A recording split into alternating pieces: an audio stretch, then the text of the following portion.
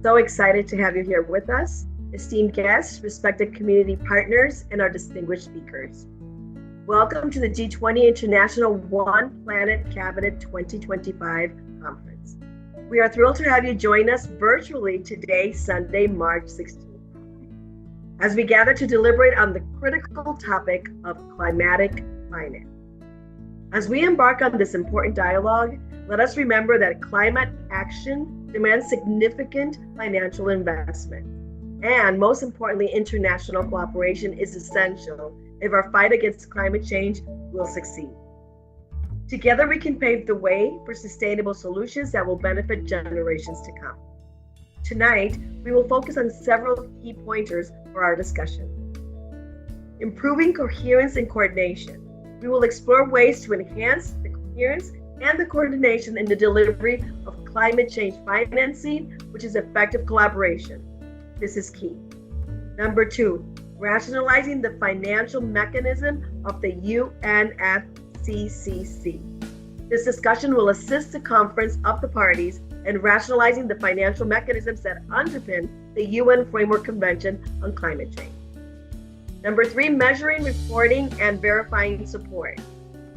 We will delve into the importance of measuring, reporting, and verifying the support provided to developing countries, ensuring transparency and accountability in climate finance. 4, transitioning to clean, renewable energy. Financing this complex transition to clean, renewable energy is crucial. We will discuss innovative funding solutions that countries are already doing and how international cooperation can definitely empower nations to move away from fossil fuels. 5, tracking social and economic impacts. 6, building resilience. This is very, very important to climate shocks, must be a priority. We will discuss strategies to strengthen the adaptive capacity of communities and ecosystems, ensuring that they're better prepared for the challenges ahead. And we know we will have challenges ahead. As we embark on these discussions, I encourage each one of you to really think about what you are doing in your country and really remember that it's not only our voice that we need, but action. This is why at IIU we foster education. We believe that education is the pillar to climate change.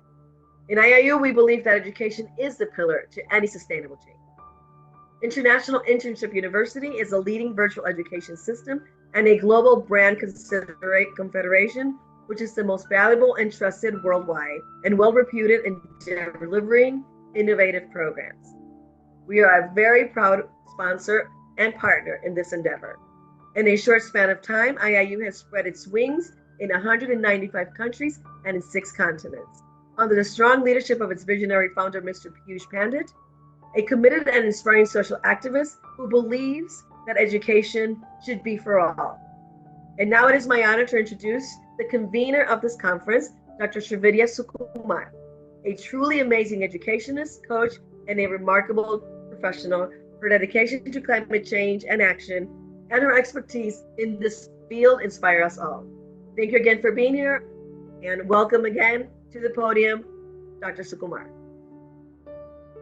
Thank you, Dr. Virginia. That was a wonderful start indeed, as usual. So, not to miss the mention that she has been a star everywhere, every week as such, with her brilliant smile and that small insight that's shared every week. Thank you so much. That was a wonderful start indeed. So, as Dr. Virginia was mentioning, today we are gathered here to talk on climatic finance. And definitely, and when we, whether we know about climatic finance or not, definitely the word finance really hits us and immediately we try to catch our pockets. Yes, that should be the thing. So as we do always, when we talk about climatic finance, the pockets that we need to hold is the country's pockets. The treasury of the country is to be held very tight such that we are able to divert the amount or the funds towards the right cause or for the right cause. Why? Because the word climatic finance refers to all the financial flows addressing the causes and the consequences of the climatic change. So this is what is the whole thing it's all about, that we are going to talk one after the other. On that note, may I take this opportunity to welcome all our community partners starting from GSFN Global Sustainable Futures. Warm welcome to you, everybody who is representing GSFN, IIU International Internship University. Thank you, Dr. Virginia. Thank you, Ms. Mona. Thank you so much, and Amity University, Dubai. Thank you so much. Thanks to Dr. Shukla and also Dr. Iyer, who has joined us on this platform. Welcome, sir. Warm welcome to you. Thank you so much. Warm welcome to IGEN, the Institution of Green Engineers, and people who have joined. And people who have joined from representation from Good Vision Seva Trust. Thank you so much. Thanks for joining us. And Sairam Engineering College, thank you so much. Thanks for joining us. SRM Engineering College and the SRM Group, thank you. Thanks for joining us. Sri Ishwara College of Engineering, thank you. Thanks for joining us. St. Xavier's College of Engineering, thank you. Thank you once again. Ishwari College of Engineering, thank you. Thanks for joining us. JNN Institute of Engineering, thanks for joining us. Gracious Legacy Foundation, thank you. Thanks for joining us. And also Global Universal Human Values, thank you. Thanks for joining us. Green Brigade, representation from Green Brigade, thank you. Thanks for joining us. And Global Peace and Sustainable Futures, thank you so much. Thanks for joining us. Thanks to all our community partners and the eminent speakers who have joined us today representing these organizations. Thank you. Dr. Rajeshwari, thank you. I didn't miss you in the mention. Thanks for joining us from Dr. MGR Institute of Engineering. Thank you, ma'am. Thank you so much. So, coming back to our today's topic, the hot rob. What is the concept of climatic finance? As we know, it refers to the local, national, and the transnational financing, which is drawn from the public, private, and alternative sources of financing that seeks to support mitigation and adaptation actions that will address climatic change. Hope everybody will agree with me on that. So, if you ask me, what is the example of the climatic finance? It's basically about, we can say, to make a mention that green bonds.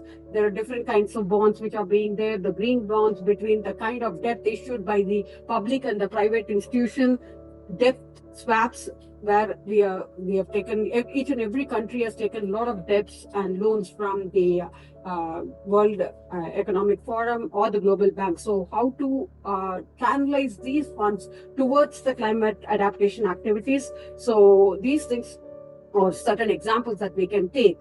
And what has been, if you ask me, to my small knowledge, what has been the pillars of climatic finance is that the mitigation, adaptation, the loss and damage through dedicated to the sub-goals and the financial commitments. On that note, as I told you, this is my very smallest knowledge which I have. There are eminent speakers, very eminent speakers, affluent personalities who have been really stalwarts in the industry, what they're representing here, and they are here to present the deliberations for all those pointers that Dr. Virginia was mentioning. Thank you so much. On that note, we open the floor to every one of you, and it's a greatest pleasure having you on our platform. And definitely, by the end of the day, we will have biggest takeaways from our side, I think. So on that note, kindly welcome. May I introduce the moderator for today, Mr. Balaji Krishnan. Welcome, sir. Thank you so much.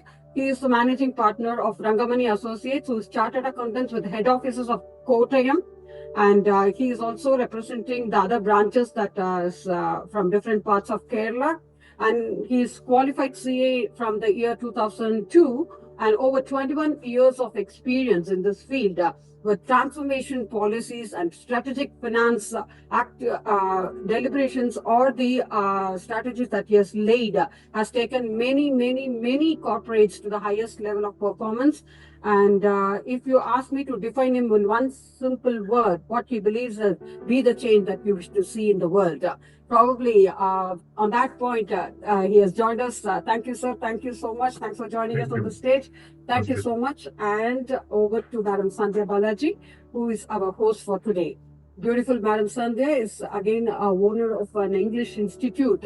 She would love to introduce herself always, so I give the privilege to her. Over to Madam Sandhya, and once again a warm welcome to all the wonderful speakers who have joined us on stage today. Thank you so much.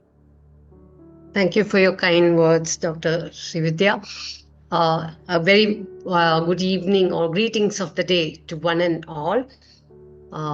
I would be taking a lot of time by saying the many activities that I do, but I associate myself honorably with this mission of spreading knowledge and contributing my little to a better world.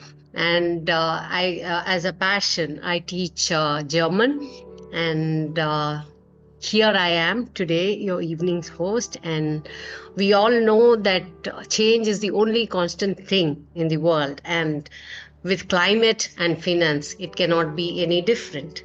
So let us go and begin with our first pointer: assistance in improving coherence and coordination in the delivery of climate change financing, especially in this fast changing digital world.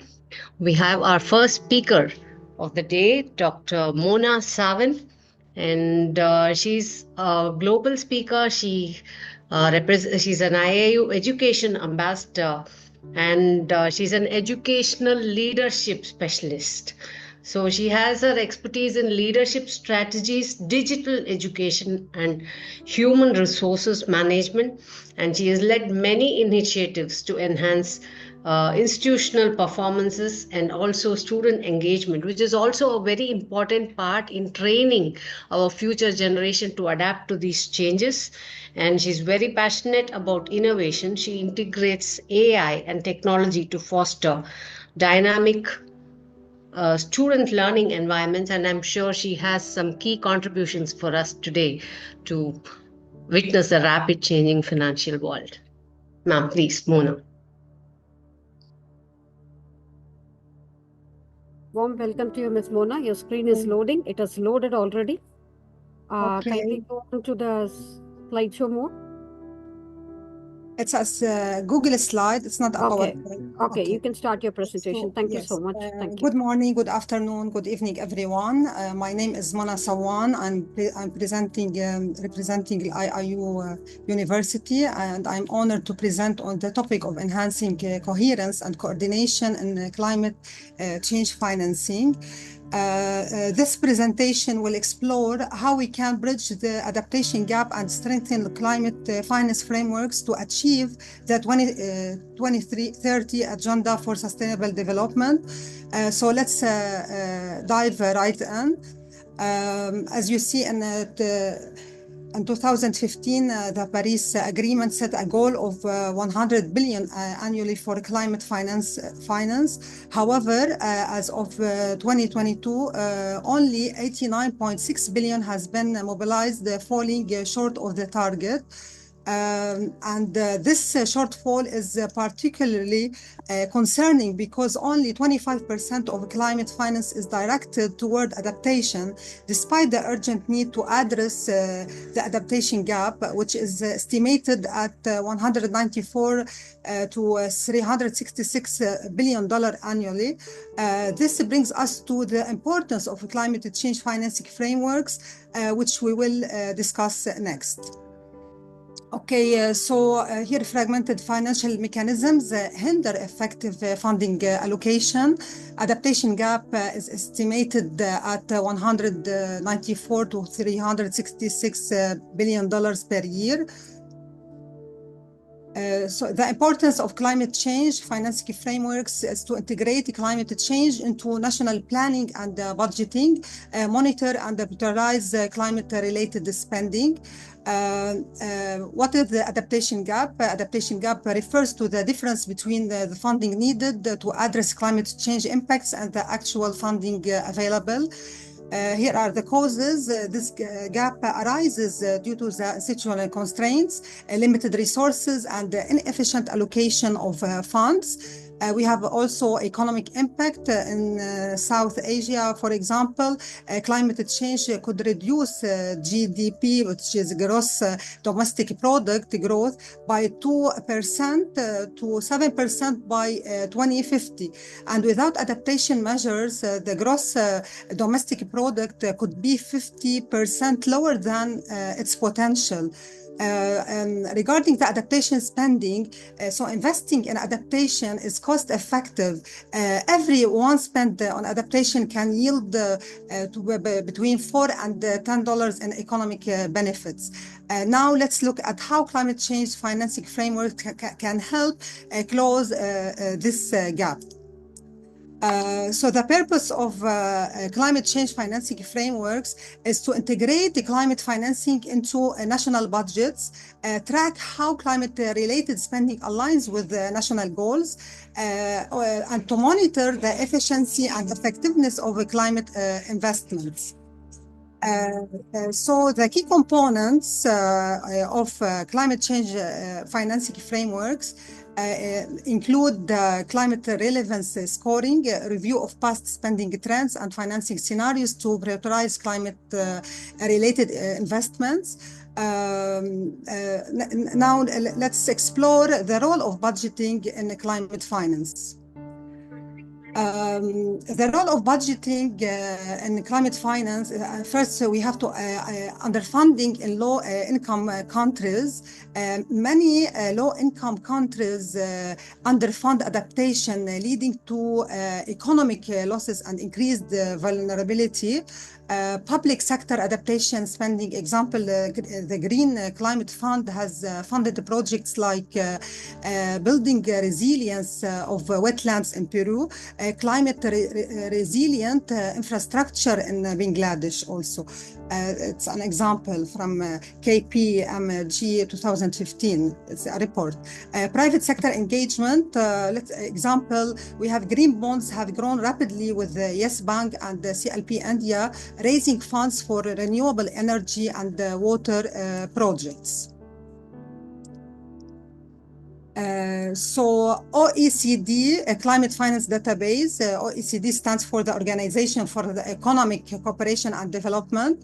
It's an international organization that works to promote policies that improve economic and social well-being around the world.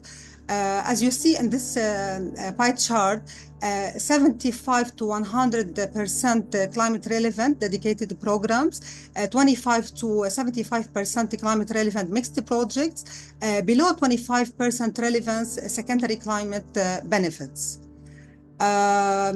OECD founded in 1961, headquarters in Paris, in France. Its mission is to promote policies that improve economic growth, employment, and living standards, while also addressing global challenges like climate change, inequality, and sustainable development. The key functions of the OECD policy research and analysis, data collection and statistics, policy recommendations, international cooperations. Next, we have here case studies of climate finance in action. In South Asia, countries like India, Bangladesh, and Nepal face significant GDP losses due to climate change. For example, Bangladesh needs $5.7 billion annually to address its adaptation gap. Green Climate Fund is funding transformative projects such as building resilience of wetlands in Peru and scaling up climate information systems in Malawi. Also, the United Kingdom has made significant progress through its Climate Change Act, improving flood resilience by 45% and reducing carbon intensity by 29%. Next, we will examine global climate finance trends. As you see here in this slide, global efforts, the Green Climate Fund funding transformative projects worldwide, such as building resilience of wetlands in Peru to protect ecosystems and communities, scaling up information system to improve disaster preparedness. Next, we have this also. United Kingdom Climate Change Act 2008 has driven significant progress. 5-year climate change risk assessments on national adaptation programs detail sector-specific financial needs. Now, in this bar, we should see the results, 45% improvement in the flood resilience in vulnerable areas, 29% reduction in carbon intensity, demonstrating the dual benefits of mitigation and adaptation. Okay, this is according to the reports of Department for Business, Energy and Industrial Strategy 2023.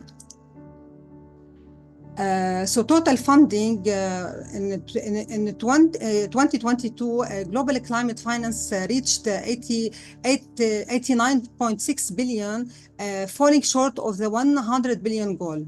Only 22% of international climate finance reaches least developed countries, despite their vulnerability. For example, like Africa needs 277 billion annually, but receives only 3 billion.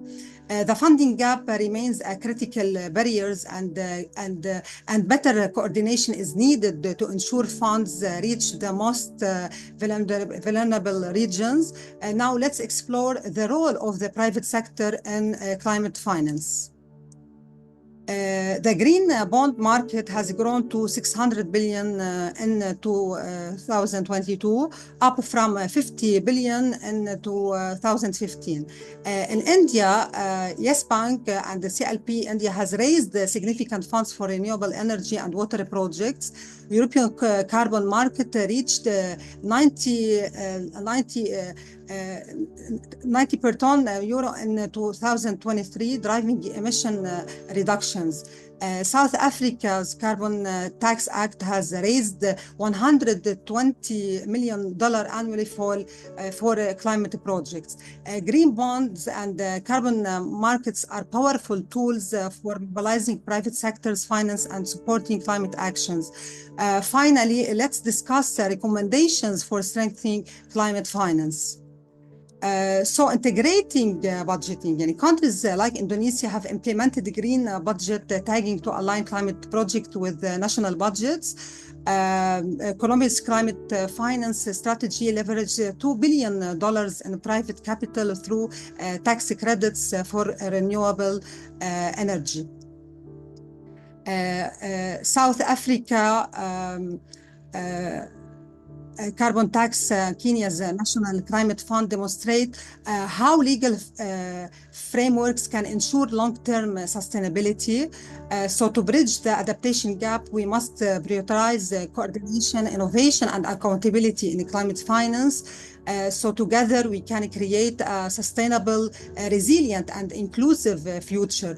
Thank you for your attention, and here is the references from which I'm getting the reports. Thank you so much. Thank you, Ms. Mona. That was a wonderful presentation indeed, quite comprehensive.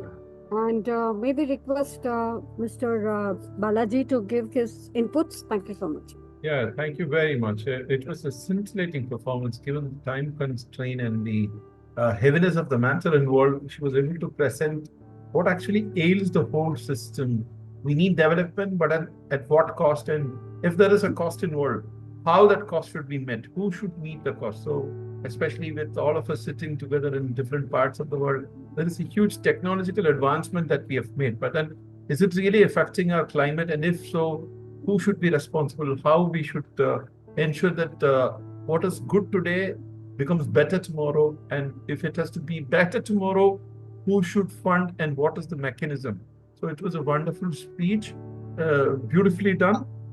Then especially with the, you were able to clearly bring out the disparity involved in terms of is not meeting the expectation, because people think that viability funding is not all about trying to plant trees only. It involves much more, go to the basic infrastructure as well. So thank you very much, Mona. It was a scintillating start. You have set the tone standard as well as the brevity. Brevity is what is so important. We have all the stalwarts waiting. So thank you. Excellent. Thank you very much. Thank you. Over to you. Thank you. Thank you so much. That was brilliant as such. When we talk about the financial mechanism, and hope everybody will agree, it is very, very important for all the governments and the stakeholders to understand and access the needs of the developing countries, as well as to understand how these financial resources can be mobilized with the provision of the resources should also take aim to achieve a balance between the adaptation and the mitigation. So on that note, we stop here. Over to Madam Sandhya Balaji to welcome the next speaker. Thank you so much. Thank you, Ms. Mona. That was a brilliant presentation. Thank you. Thank you. Huge thank you from my side as well, Dr. Mona.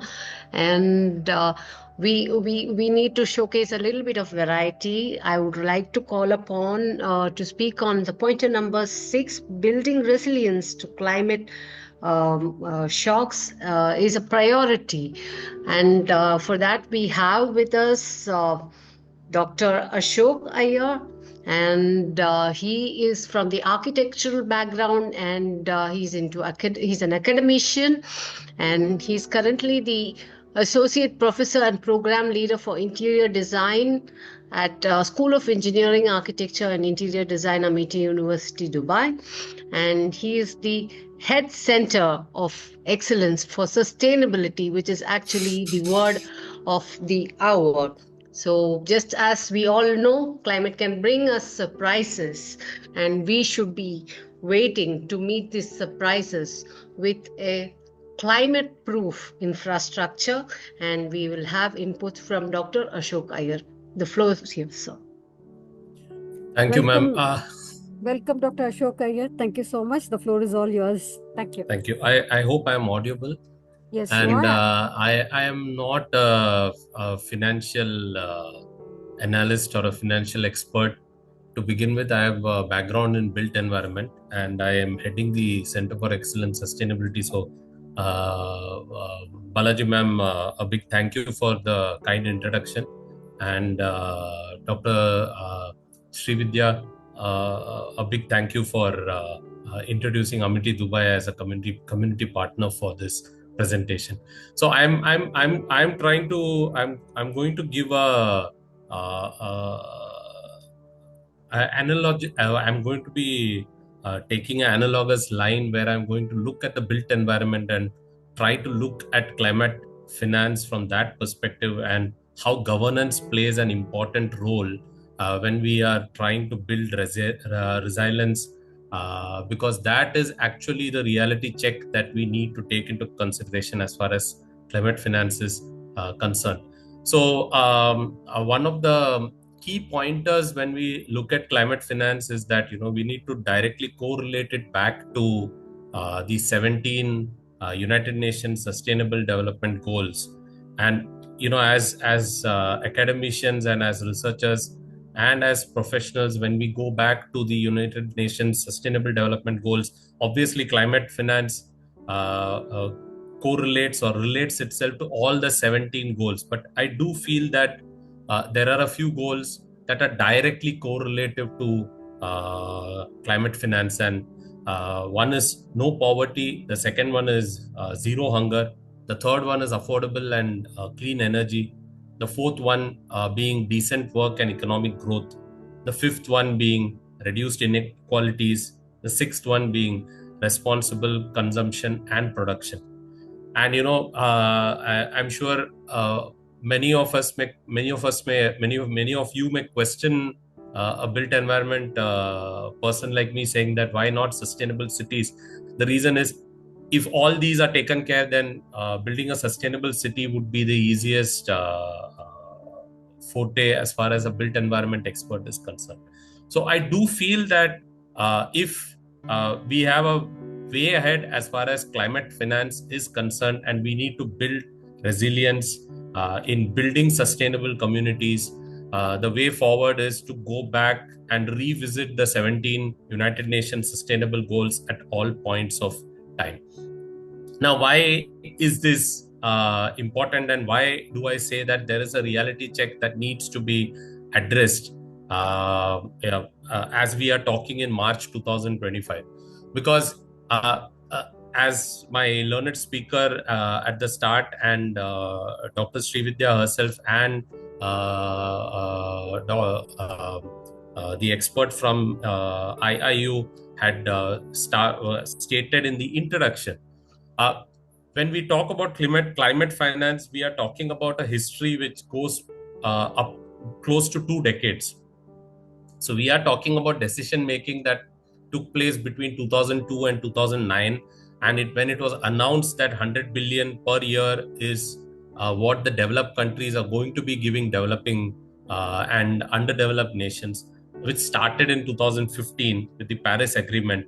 And we know we are in the juxtaposition where one of the richest countries, the only superpower in the world, has walked out of the Paris Agreement.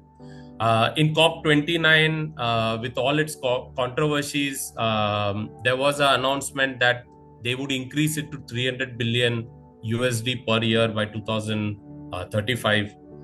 But the World Resources Institute itself has put it, and there are many other United Nations bodies which have put forward a eye-popping sum of 1.3 trillion USD per year that is required for developing and underdeveloped nations if we are talking about climate finance and mobilization against climate change and climate shocks. So if we look at what WRIS has presented, clearly we have this global north and global south divide that is happening as far as vulnerability and climate change is concerned, which we need to take into consideration.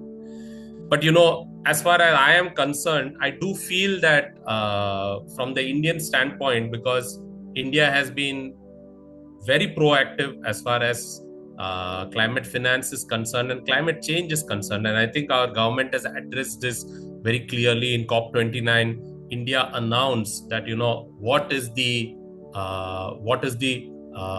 requirement that they face to face climate change related tragedies that are happening in our country, and how they need to withstand it. So I think India gave an estimate of 1.4 trillion USD, and India also gave showed leadership when they said that how they are going to go ahead as far as renewables are concerned, and how carbon is going to be mitigated and going to be taken out of the ecosystem.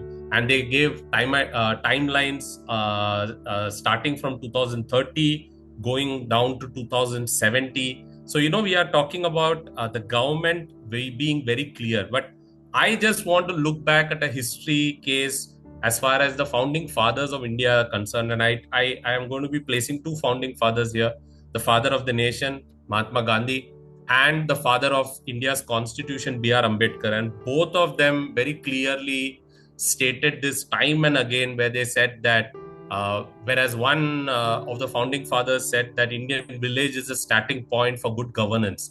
That means good governance should not be centralized, but good governance should be localized. And on the other side, we had another founding father of our constitution who said that if we want equity and if we want equality for all the citizens of India, it needs to be social, cultural, economic, and political equality and justice that needs to be reaching out to all the citizens of India. So when we talk about climate finance and we are talking about all these figures, and then we have a central agency or a group of agencies that are trying to percolate it downwards from the global level to the local level, I would like to revisit this aspect of history as far as the Indian standpoint is concerned. I would then like to go back close to 3,000 years back, and we are talking about a span of two millennia. We are talking about 1000 BC to 1000 AD and what India was at that standpoint. And I am going to be seeing India from a socio-cultural standpoint, where we had three major faiths that were that India had. And I had the privilege of visiting one of these sites, which was built somewhere between 300 AD to 800 AD. And what you are seeing in these photographs are caves that were built during the Buddhist, the Jain, as well as the Hindu faiths that were mingling, and they were working towards each other, with each other. There was social equity, there was cultural equity, and there was a sense of unanimity as far as the built environment and the way things were happening in India are concerned. Now, these caves that are more than 1,500, 1,800 years old, when they were built taking climate change and climate resilience into consideration. These ancient caves, on your left, on the top side, you can see the Buddha in his Bodhisattva posture as he is giving up his body and realizing and going towards nirvana. On the right side, on the top side, you've got a very old set of caves, which are called the Pithalkora group of caves. And on the lower side, there are a set of Jain caves that I have presented from Ellora. Now, during the current climate change that is happening in this part of India, where incessant rainfall and rainfall which is non-seasonal that is happening, these built environment, these ancient pieces of built environment are still in a position to withstand the vagaries of climate change. The flooding and the drainage system in these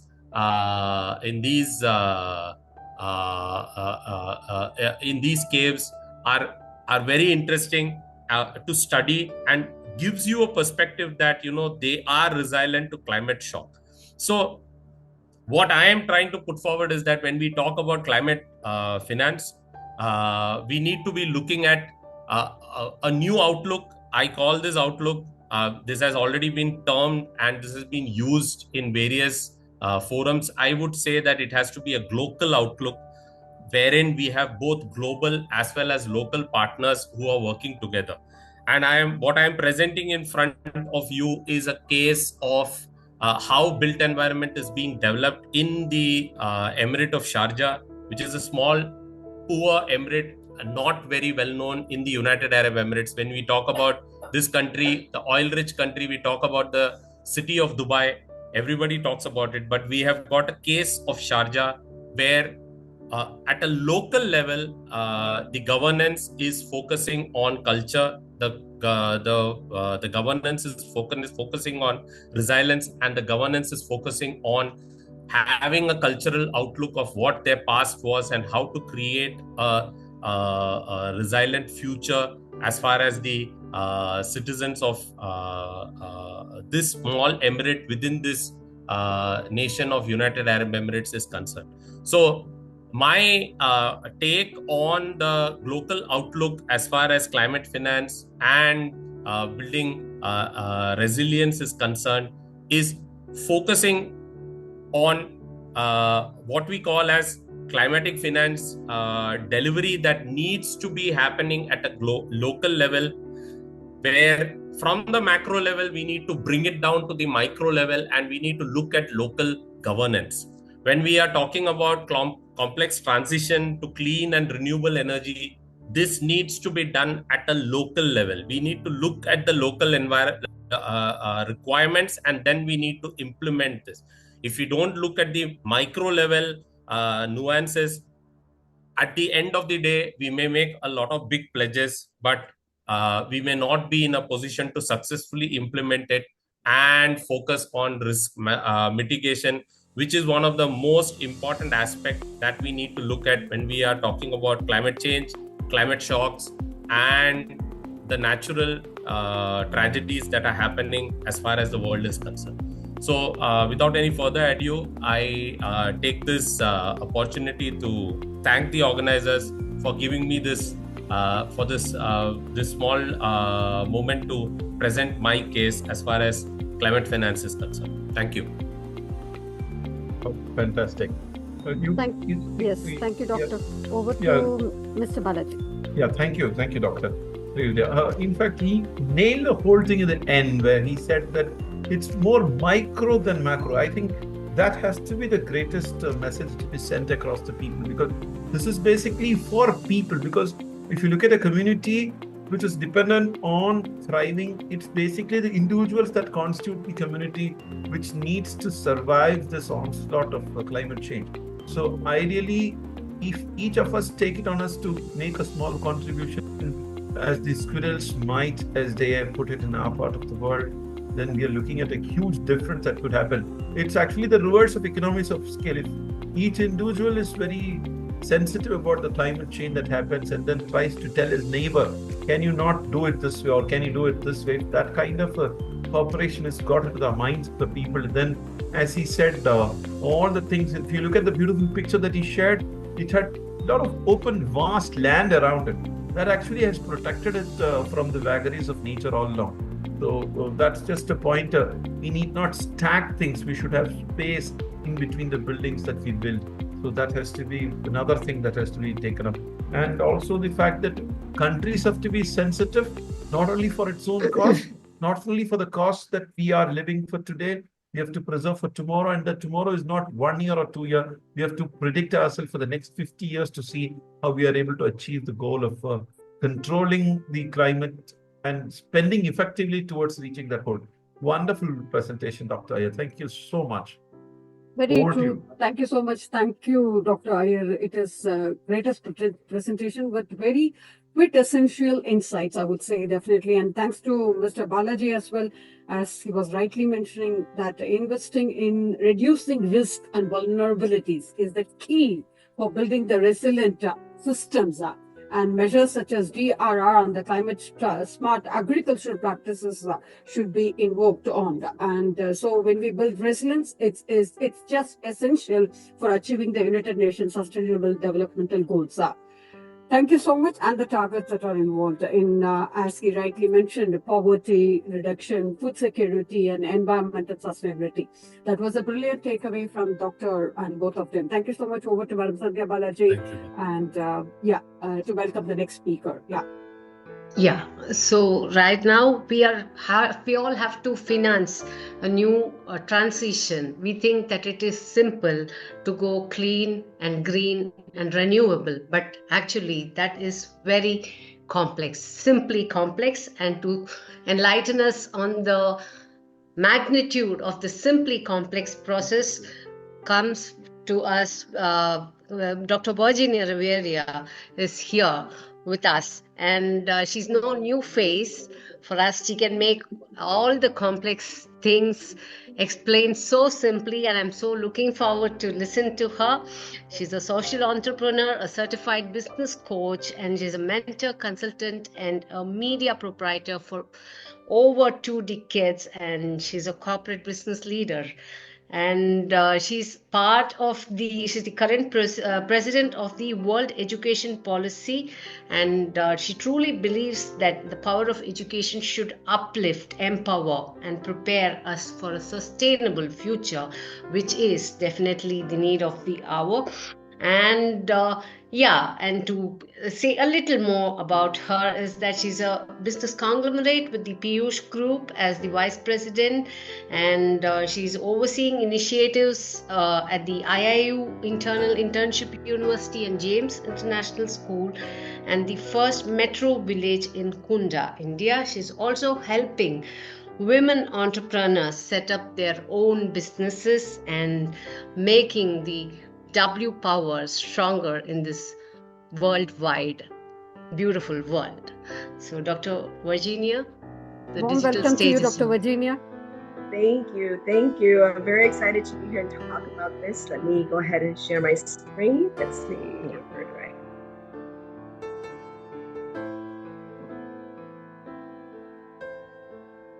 I don't see it. Let's see. It's loading. Here it is. I think Here it is. still loaded. It's loaded. It's loading now. Yeah. Yes. It's Is it? visible. Can you see? Loading? It's visible. Maybe we can go to the presentation mode. Can you see it now? Yes. Wonderful. It's Yes? still loading. It's not come to the presentation mode, but we could see your slides. You can see it? No? Yeah, maybe from the current slide, you can choose the next one. You're with the... Okay, great. So our topic is financing the complex transition to clean, renewable energy. And I just wanted to, let's see. Okay, there. Can you see that? No? Maybe it's not happening. Maybe like you can go back and come again, choose and Start come again. again. Let me start again, and let me try again. again. Yeah.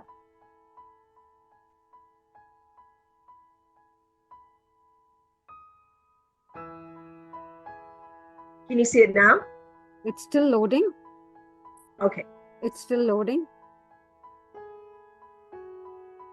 Well, I will start. Okay. I'm doing it now. Yeah. Just hold on. It's still loading.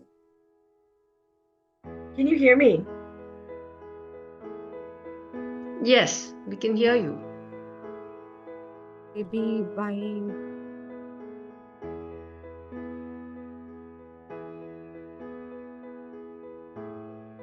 I'm going to try it for the last time. Let's see. Let's do it again.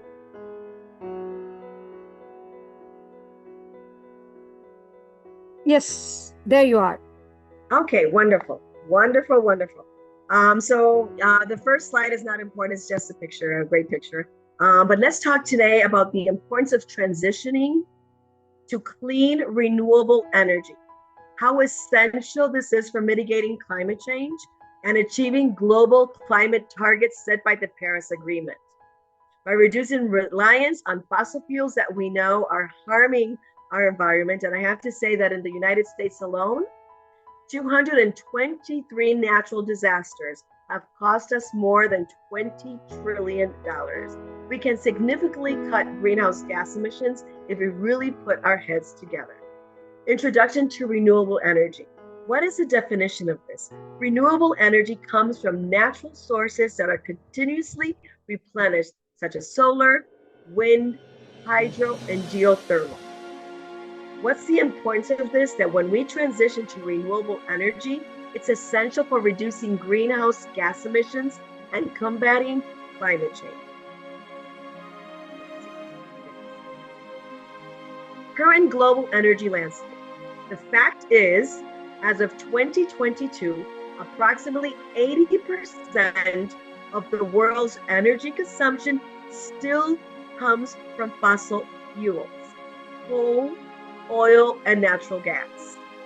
The statistic says that the International Energy Agency estimates that global energy-related CO2 emissions reached a record high of 36.4 billion tons in 2021.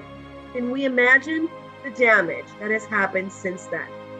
Globally, fossil fuels dominate the energy mix, and we can see that in this graph, comprising approximately 82% of the total, while renewable accounts for smaller share, around 14.6, and nuclear energy only 4.6. The need for transition. Our climate goal. The Paris Agreement aims to limit global warming to well below the 2 degrees Celsius, with efforts to restrict it to 1.5. The statistics show that according to the IPCC, to achieve these goals, global CO2 emissions must be reduced by 45% by 2030 compared to our 2010 levels. So we're talking almost half. How are we going to make this happen? And what are our challenges? The challenges of transitioning to renewables. There's a big investment gap. The IEA estimates that $4 trillion annually is needed to achieve a sustainable energy future by 2030. We need infrastructure, upgrading grids, building new renewable energy facilities, and ensuring energy storage solutions. But additional to this, we also need a skilled workforce. So it's imperative that we have workforce training, because it's very, very essential for it to really go hand in hand with the new renewable energy technologies. We also need financing solutions, and these could be bucketed in 3 important ones. Number 1, public funding. Governments can increase budgets for renewable projects and offer tax incentives. Dr. Mona talked about the fact of the huge gap between what is needed and what the governments are actually budgeting. We can also count on private investment. We need to encourage our private sector to really start using more of the green bonds and sustainable investment funds. But there are also innovative financing models. We can use power purchase agreements, PPAs, the famous PPAs. We can also think of community solar projects, and we can also think of something that's been used mainstream, crowdfunding for renewable initiatives. These are easy things, and I am trying to be as general as possible right now so we can all understand what we need to ask our government, what we need to ask our private sector, and what we from the grassroots movement can actually do. I want to share with you in this short time 2 important case studies. Number one is solar energy financing, and this is from the US. The US Solar Investment Tax Credit, or the ITC, offers a 26% tax credit for solar systems on residential and commercial properties. What's the impact? This incentive has helped the US solar market grow by over 167% in the last 5 years. Now, I'm going to throw something at you, and I think somebody made a reference to this already. President Trump, our new elected president, has taken steps to roll back climate policies, including withdrawing from the Paris Agreement, weakening environmental regulations, and prioritizing fossil fuel development, actions that completely go against what we've tried to do for the last 16 years, undermining completely our global efforts to combat climate change. I think it's very important for us to address the elephant in the room, especially if it's a US person as myself, talking about how we're going to go about this. Now, the program that we do have in place, the ITC, and it is still in place, has really helped us everywhere, not only residentially, but also commercially. So what are the key components of this? Solar investment tax credit is this. It introduced in 2006, the ITC, which allows homeowners and business owners to deduct 26% of the cost of installing their solar energy systems from their federal taxes. So that is 1/4 of what a citizen would be paying in taxes. This incentive has significantly lowered the upfront cost for solar installations, making it a lot more accessible to a broader range of consumers. We have state incentives and programs. Many states, which have 50 states in the United States, many offer additional incentives such as rebates, tax credits, and performance-based incentives. For example, California has aggressive solar initiatives that have fostered a strong local solar market. Also, net metering policies allow solar users to sell excess energy back to the grid, providing financial returns on their investment. I want to explain a little bit about this. In Austin, Texas, if you have solar panels in your home and you don't consume the entire amount, you can sell the excess energy back to the power company, which will make you then a profit. So everybody wins. So this is a win-win proposition. As of yet, President Trump has not done anything to touch it, but we don't know what will happen. The impact is a growth in capacity. According to the solar energy industries, the US installed more than 19.2 gigawatts of solar capacity in 2021 alone, bringing the total to 121 gigawatts. It provides job creation. The solar industry has created over 250,000 jobs across the nation, contributing to the economic stability and growth. Jobs range from installation to maintenance to manufacturing and sales. What are our challenges? Despite the successes, challenges remain, such as regulatory hurdles, the need for improved energy storage solutions, and the requirement for continued investment to sustain growth. The transition to solar also varies by region, with some states lagging in adopting this solar technology due to lack of incentives or favorable legislation. So this is not great for anybody or everybody, but it is definitely great for the planet.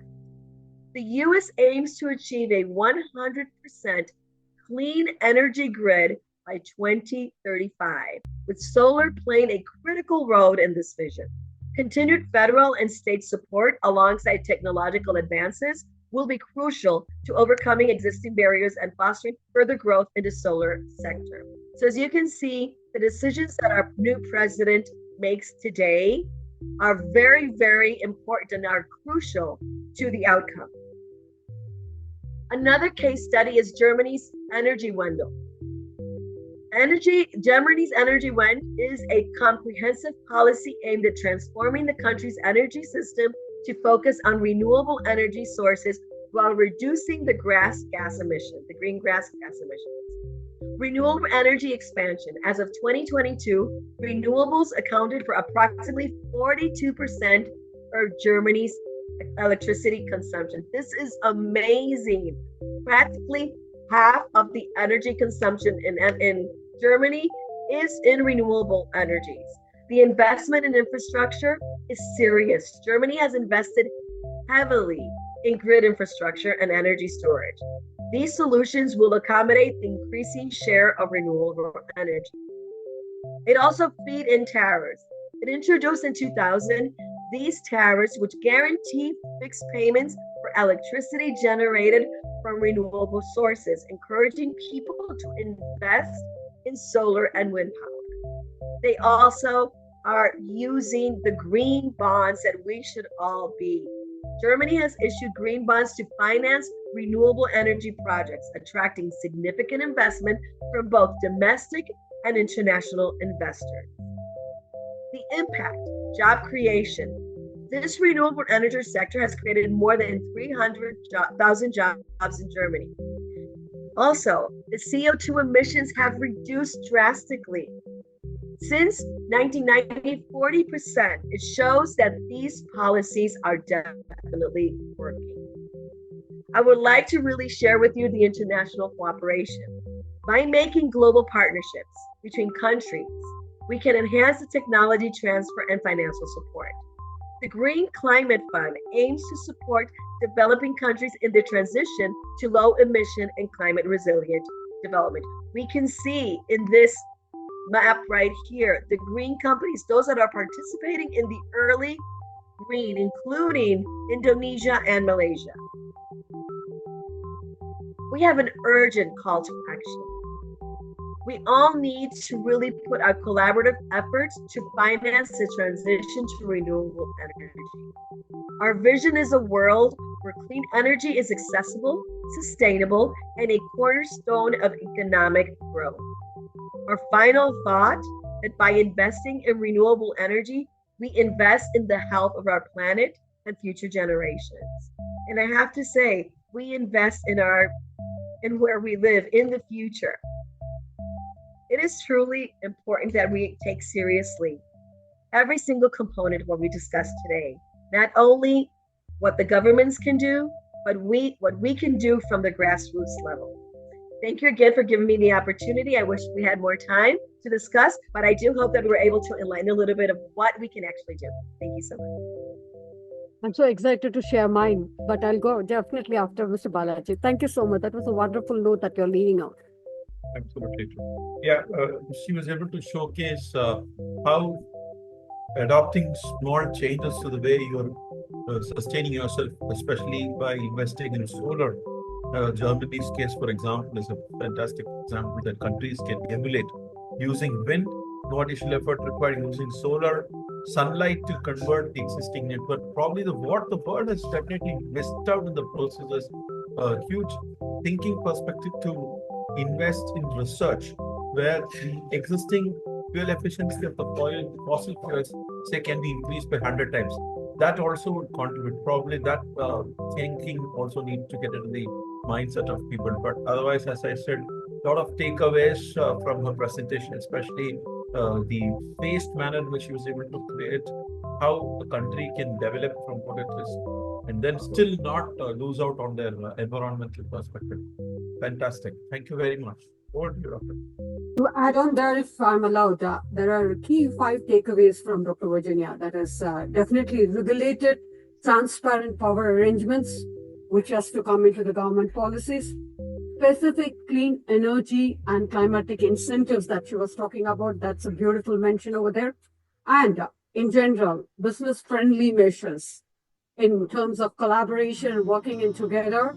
And definitely, last but not the least, the innovative financing mechanisms with taking into consideration of each and every local, national, international way that we can work with globally. That was a brilliant presentation, and we definitely had a very valuable insights to take away, Dr. Virginia. Thank you so much. Brilliant. It's always a pleasure having you with us. Thank you. Over to Madam Sandhya Balaji to welcome the next speaker on board. Thank you. Before that, I'd like to add on a small thing. With Germany in Dr. Virginia's presentation, I'm all pepped up as though it is me who is being talked about. But yeah, Energiewende itself means energy turnaround, to bring about a change with the energy. And Germany has certainly done it well and right and has set an example. And I also have this input to add that even with other source of energies like coal, which Germany is also into research of bringing up a concept called as washable coal, which does not emit so much or pollute so much the environment. And now I'm back to putting on my moderator face and inviting the next speaker. And here I am to invite Dr. Shubhashree, who is going to speak again on pointer 1, give her take on how in this digital world climatic finance can change. Dr. Shubhashree is an academician and she has vast experience in academics and research, and she's published over 20 papers in reputed national and international journals, and she has also developed a personal multidisciplinary interest in research, and she promotes sustainable development goals amongst her students, and she's actively involved in being an advocate of SDGs, and she is part of Dr. MGR Educational and Research Institute. Welcome, Doctor. The digital dice is yours. Welcome, Dr. Shubhashree ma'am. She's the Joint Registrar of Dr. MGR Medical Research Institute. Thank you so much, ma'am. Over to you. Yeah. Good evening, ladies and gentlemen. Hope I'm audible. Yes, you are. Yes. You can start your sharing, ma'am. Yeah, please. Next will be following Dr. Shubhashree will be calling Professor Andrea. So you can be ready for your next presentation, ma'am. Professor Andrea? Yes, thank you. Dr. Shubhashree, you can start sharing your screen. Yeah.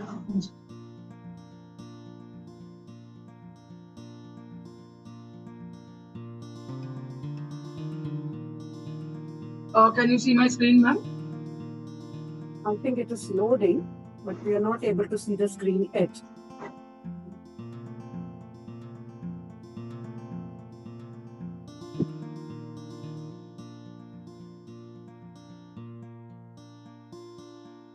I have presented. I don't. It's not on. Maybe even your video is off, because I could see that from the beginning, like you were going on and off, and I presume that you had some connectivity problem there, or a net problem, internet problem. Yeah. Actually, I have a internet issue in my area. So I'm just connecting with my data only, this one. So I don't know whether if without the presentation, would you like to share? You can do that now, because your voice is quite audible. Yeah, okay. Please go ahead. Thank you.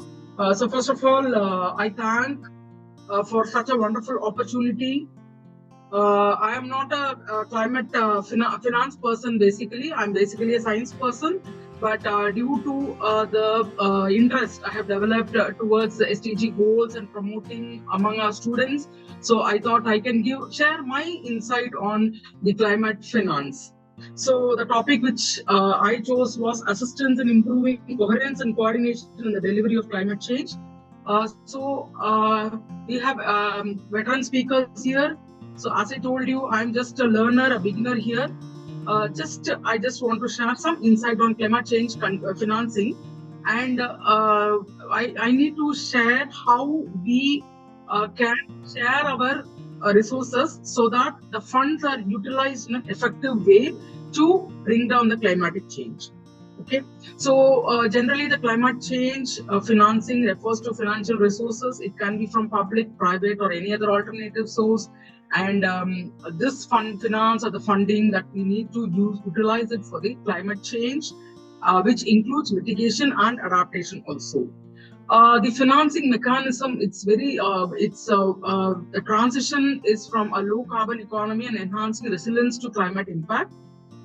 We are all aware of the Kyoto Protocol and the Paris Agreement call for financial assistance, which must be utilized only for the climate change conditions, and whatever impact that is going to be created should be globally utilized.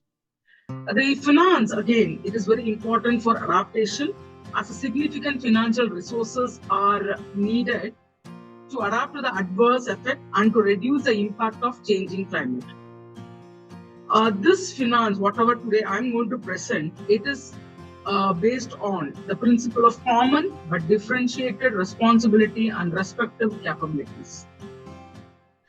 Now, when we talk about the financing, it is not just a single entity, or it is not going to be a single fund or anything like that.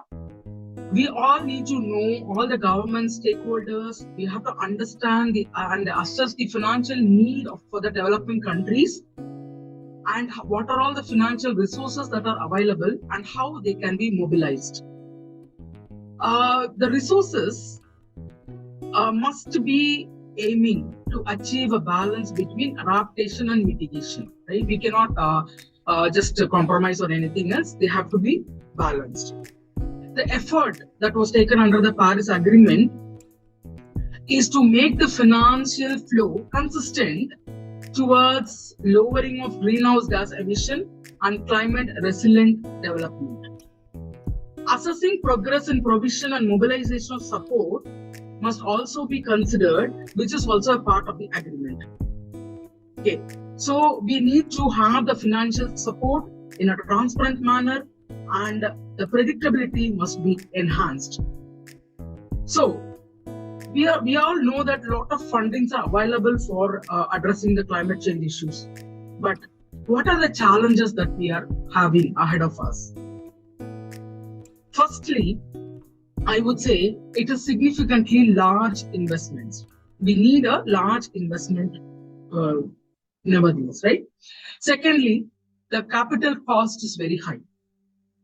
Then we have to ensure, even though the amount is available with us, the finance is available, we have to ensure that the funds are reaching the most vulnerable nation.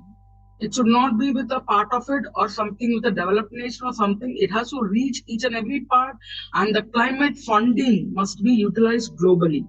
The impact of utilizing in one corner must be impacted for the entire world. Navigating the complex institutional and regulatory landscape also is a challenge which is ahead of us. So when we are talking about such climate change financing that are available, and also taking into account the challenges, now how do we effectively coherent and coordinate for the utilization of the fund for an effective climate action? So what do we need to do? Efforts must be aligned. Whatever effort, it should be a unified effort that should be aligned. The resources must be utilized effectively, and the impacts must be maximized. So why do we need a coherence and coordination in this aspect? First of all, we need to have a streamlined processing and we should avoid duplication, right? As a case of sampling, right? Since I'm a science-based person, so any sampling what we do, we are going to take the results, and the result is implemented widely, right? So we can have some sort of something like that, some approach where we can avoid duplication. And most importantly, we need to foster collaboration. So as I told, single-handedly it is not possible. We need to have a collaboration. We need to have a streamlined processing, and we need to avoid duplication, and so that the impact becomes very good. So some of the assistance that are available is the Green Climate Fund, Global Environment Facility, and we have adaptation fund like UNFCCC framework, then climate investment funds. Then we also have private, public-private partnerships. We can have green bonds. We can have debt swaps. We can have windfall taxes also available, right? So all these are already available. So our main idea or a goal is how to utilize this for an effective reduction of climate change, or how do we adapt to the climate that is changing. We also need to look into the capability building, capacity building, and the technical assistance that need to be provided. So we need to strengthen the national capacity. We have to, the developing countries in developing climate finance strategy, policy framework, and project proposals must be supported. We have to provide technical assistance to help countries access climate finance and implement climate action projects. As I told you a few slides back, I told it's a collaboration. So whatever climate action projects, we have to implement it effectively. And knowledge sharing.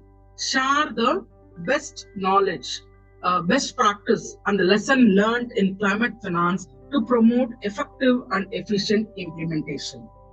Now, when we are talking about such fundings, the mobilization, mobility or the mobilization in diversing funding sources, addressing the investment barriers, fostering sustainable finance ecosystem, etc., becomes a high priority. And while we are prioritizing the adaptation and mitigation projects, especially in infrastructure and renewable sectors, when we talk about mobilize diverse funding sources, we can concentrate on the global green capital, the diversifying funds available, strengthening domestic financial systems. And when we are talking about addressing investment barriers, what are all the barriers as well as challenges, we have to look into these following things, which is reduce perceived risk, improve project viability, streamline regulatory framework. And to foster a sustainable finance ecosystem, we need to develop green finance instruments, establish sector-specific financial institutions, and promote collaborations. And from prioritizing the projects, we have to focus on adaptation and mitigations. We have to invest on the infrastructure, right? Especially in countries like India, the economic growth and the green infrastructure project can contribute a lot to climatic changes. And we have to support renewable energy. We have to promote investments in renewable energy projects to reduce the reliance on fossil fuels. The key initiatives that are the examples that we can have, especially in countries like India or wherever we have a lot of population and wherever we are having a lot of climate changes, we can have priority sectors lending to renewable energy. We can have green bonds, deposits, sustainable finance groups, etc. So with these points, it is up to us to effectively use this funding that is available and the project that is going to be implemented for adapting to the climate change. The results, the impact must be utilized globally. So this is, with these few words, I think I can give you a thank you for giving me such a wonderful opportunity. I've just shared what are all the things that as a person or as a format that we are here to globalize the climate change adaptation. So taking into account, I think together we can take up the challenge and we can overcome the climate changes and we can effectively adapt for a greener earth. Thank you for the opportunity provided. Okay, that's very kind of you, Dr. Shubhashree. In fact, you actually set the tone, taken it to the next level, touched on the nerve points of carbon credit funding. That's fundamental to the whole thing. So you have really been very nice in terms of bringing the serious focus about how countries should create their development not at the cost of the environment, and if at all there is a cost, how that must be borne to the next generation. Wonderfully done. I think we should wear the hat of Charles Dickens, Tom Sawyer, because they converted, they were the first ones to convert cost center into a profit center. He was made to paint a wall that he converted into an activity where he made a lot of money. So I think this whole mindset of carbon credit or sustainability being a very mundane cost-related exercise must be changed to make people understand that unless you take care of this part, you will not earn profit. So make them really be sensitive to what they want to do in the future. Wonderfully done, Dr. Shubhashree. Over to you, Dr. Srividhya.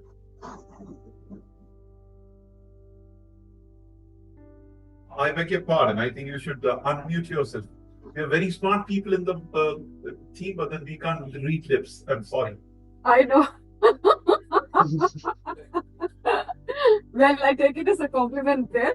Thank you so much. And so, well, I just have one mention that, well, as you rightly mentioned, in summary, that international climatic funds, including the Global Environment Facility, that is GEF, and the Green Climate Fund, GCF, Adaptation Fund, AF, and the funds led to the multilateral developmental banks, such as climatic investment funds and the bilateral funding, which are specialized in climatic funding, are very key, or the sources for bringing in the climatic action and NDC implementation. Thank you, Doctor. Thank you. It is a greatest. Yes. We will be missing the whole thing if you don't forget the fact that I'm sure that it's a voluntary carbon market that will take this initiative to the ultimate conclusion. So that also is something that she did bring focus on. Thank you very much. Thank you, Dr. Shubhashree. It was a brilliant presentation, and thanks to IJN for having you here. And we always love working with IJN and the presentations. Thank you so much. Over to the boss of today, Madam Sandhya Balaji, to welcome the next speaker on board. Yeah, thank you so much. And we have another person taking her or saying what she would advocate on the same pointer, and we have Dr. Andrea Cabello, who's having a doctorate in economics, and since 2012 she's been a professor in the Department of Economics at UNB, and she's published over 50 papers in several renowned national and international journals on a variety of topics such as education, innovation, space sector, electricity sector, energy transition, and electoral behavior, and also the history of economic thought. She's been a visiting professor at many universities such as University of Antwerp and the University of Canterbury and the Prague School of Economics. So we welcome you, ma'am, and the digital dais is yours. A warm welcome to you, Professor Andrea, and it's a greatest pleasure having you here. And I'm so curious to know exactly what's going to be my takeaway for today from you as such. And so the floor is all yours, and warm welcome to you on behalf of everyone. Thank you so much. Thank you so much for having me here. This is my first time here. I wasn't very sure what to present, but I think from what I've heard from your presentations today, I may not be as specific or concrete as some of your presentations, but I do think I'm a good follow-up to Dr. Shubhashree presentation. Let me just share my screen real quick. Wait, please. There it is. What I want to speak about is something that I think is important not only for climate change, but for many of the challenges that we face, especially in the last 5 years with the pandemic. I think it's something that became very clear for us in the last 5 years. It's an approach that has it came to be known as risk and opportunity approach. In my presentation, I think you understand why. It's it's an alternative to what, I mean, many of you probably have heard about it, the cost and benefit analysis. I mean, engineers use it very often. Economists love it. It's the idea that I'm going to get cost, I'm going to get benefits, and I'm going to evaluate in present value, like all the expected value of these costs in the future, the expected benefits of these the expected value of these benefits in the future, then compare it. And if this cost benefit analysis gives me a positive value in terms of benefits, that is, if benefits they are superior than costs, then I should really do that investment. I mean, it's pretty easy, it's pretty straightforward, it's pretty, it's not hard for you to convince a banker when you're trying to get financing. I mean, invest in my company, invest in my project, see benefits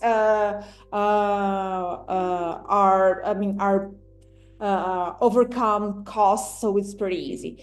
But for you to actually do that in practice, there are a few assumptions, there are a few things behind it that make it unfeasible for some projects and make it fallacious for some projects.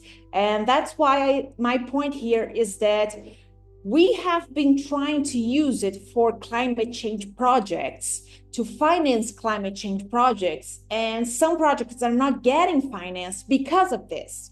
I mean, the assumptions that are behind this kind of analysis is that risk is measurable, that agents are uniform. I mean, in the sense that we know what agents want, we know what they like, we know their preferences. I mean, I'm an economist. I apologize beforehand for the kind of language. I know economists like to talk this way, and I know not everybody likes the way we talk, but I apologize beforehand. And we assume the information is complete, that we know everything about the states of the world, about the past, about the future. I mean, I usually joke that we economists like to pretend that we're God. We know everything, we see everything, and so on. Obviously, that these assumptions are very unrealistic. But sometimes, I mean, sometimes it's not that reality comes close to that, but sometimes they are not, they're not that, they do not make it the assumption as unapplicable as you would think. So we in our models, we economists in our models, if we have these assumptions and we propose what we would say a policymaker or a society objective function, remember that we economists love to maximize an utility function or something like this, we would expect to estimate a marginal benefit of policy A, policy B. For example, I heard here people talking about solar energy, solar policy in Germany, for example, that have benefit many countries in the world, especially the policies in the early 2000 years that led to an oversupply of solar panels. And even Brazil here has benefit from that. My energy matrix today is about 10-15% in solar energy because of, in part at least, because of Germany's solar policy in the early 2000s. So this is actually very good, and I can, in a way, analyze today the benefits of that because, well, I can measure the effect. Like I said, it's measurable, it's easy, it's not that hard for me to analyze. But sometimes things are not that easy. Things are not, these assumptions are not that close to reality. I cannot put things that into perspective that easily. These close to reality usually happens when I'm analyzing something that isn't short term, when something is very easy to predict. For example, am I gonna be in my job next year? Yes, probably I will. So for me to predict my salary next year, it's pretty straightforward. For me to predict what will be my commuting, what will be my mode of transportation, what will be my habits if I stay in my job. It's pretty easy. But will I be in my job in 10 years, in 20 years, in 30 years? It's much harder for me to predict something in such a long time horizon. And then how do I do that? How do I design policies which are for something so far ahead? And that's when climate change comes in.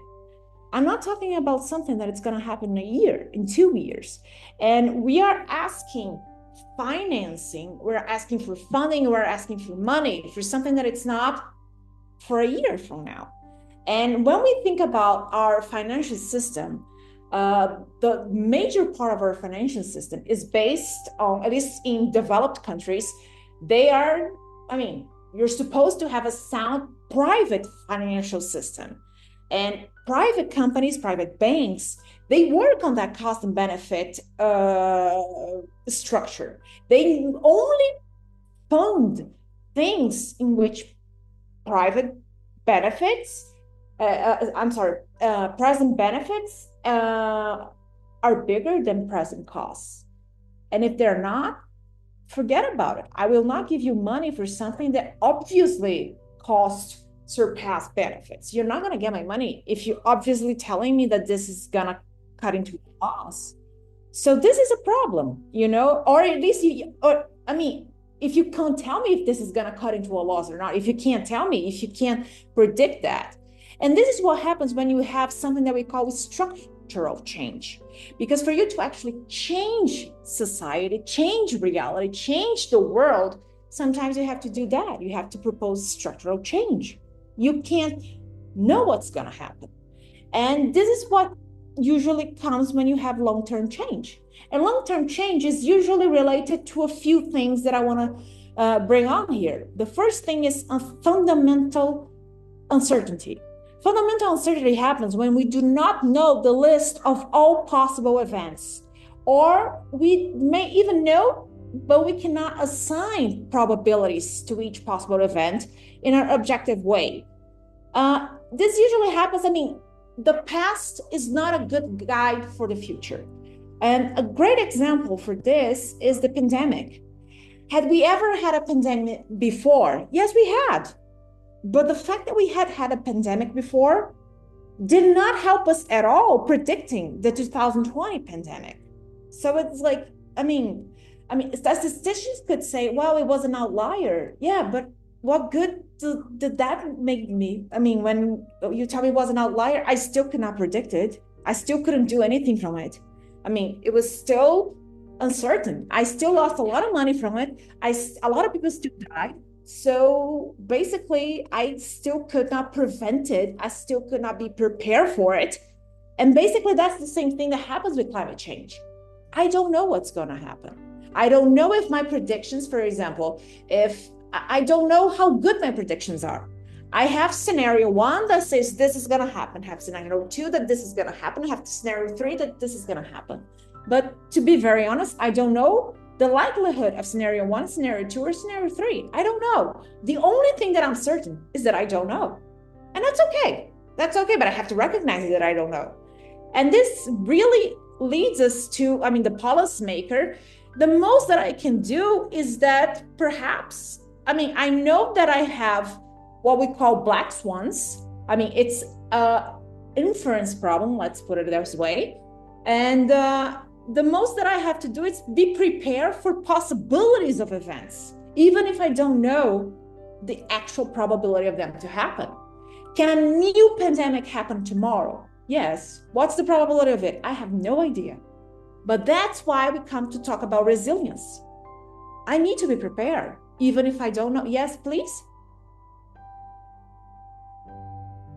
You can interrupt me. I saw a hand. Dr. Sukumar? Yes. How long will it take, ma'am? Exactly? How much do I have? Maybe 5 minutes is okay with you? Yes, it's okay. I'll spit it out. Thank you. Structural change also has to do with complexity. Because here we consider that since we're talking about things long-term, we're talking about dynamic and not static efficiency, which is something that economics really focus on. So we're not focusing on like one desired effect, but actually the change in direction. Where do we want to go? Like for climate change is like, we want to change, we don't want to do fossil fuels anymore. We want to change to something else. It might be solar, possibly, but it may not be solar. I mean, it may not work for everyone. It may be wind, possibly, but again, it may not be for everyone. But we know that we want to get out of fossil fuels. So this is the most sometimes that we can say. We can't really be, how do I say, we can't be that certain about things. And one thing that we have to be aware is that many times we create path-dependent outcomes. I don't know if you're aware of this, but when fossil fuel vehicles were created in the early 20th century, they were not the most cost-efficient option. They actually were in similar cost advantage to vapor vehicles and to electricity vehicles as well. They just, I mean, it was just more of a scale thing that made them be the choice. So when I talk about a risk and opportunity approach, that you have to assess risk and assess opportunity rather than assess cost and benefits, I'm talking here about considering three things: heavy-tailed uncertainty, fundamental uncertainty, and systemic risk. What is heavy-tail uncertainty? Heavy-tail uncertainty comes up when you have such a high variancy, such high standard deviations that they may not even exist, which make any kind of prediction unreliable. You can't predict the future, basically. Fundamental uncertainty, like we said, it's not possible to rank to rank the probabilities of all the possible future outcomes. So you don't really know how to make any really reliable consideration about the future.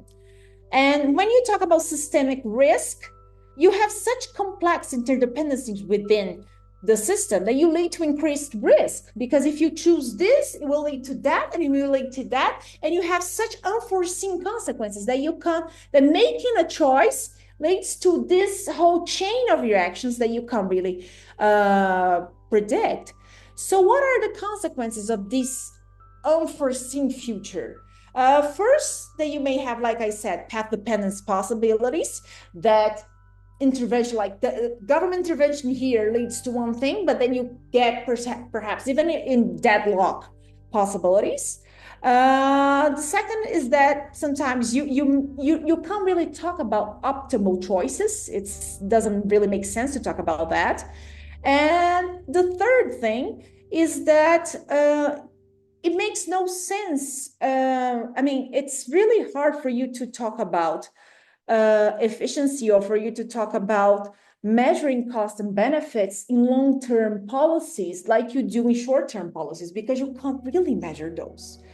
So what I'm saying is that perhaps what you really need to do is to talk about what we call a systemic view of policy.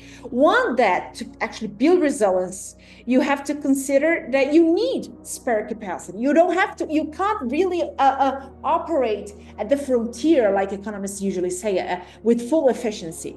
Because if something happened, you don't have space to move on in your production capacity.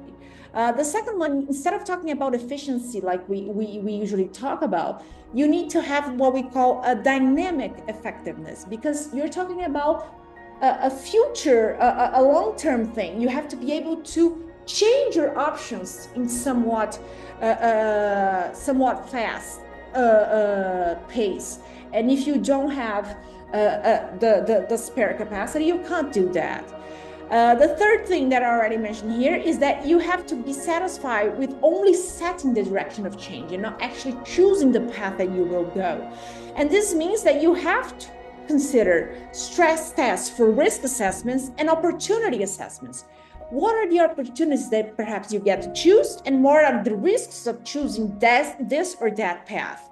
Because you have to consider the unintended consequences of each policy implementation. And so this means that you have to consider what you can consider is the direction of change, the velocity of change, and the likelihood that this path will lead to this or to other consequences. So this means what? This means that when you choose a path, you're actually choosing a technology, but you're actually choosing winners as well.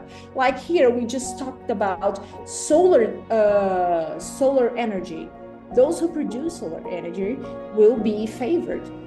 So for example, China had a lot of a huge production of solar panels. It was favored because of this. And it's okay, but you have to recognize that you're also choosing winners in this thing, that no choice of policy is neutral, whether in terms of technology, whether in terms of distribution. So you have to recognize that first, you need government intervention, and government intervention is not neutral. And what does this mean for climate finance? First, that climate finance cannot consider only short-term goals. And this means that many times you cannot depend on typical funding options. It cannot depend only on private sector options, because they will only consider present value and return, and they will not fund the needed projects that we do need for long-term structural change. We need a strong and unambiguous state policy behind.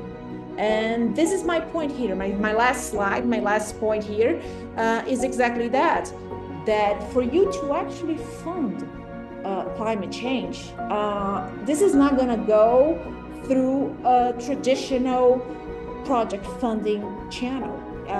This, like you said, why don't we have this so clearly in the United States? Because we do not hear a strong and unambiguous state policy behind.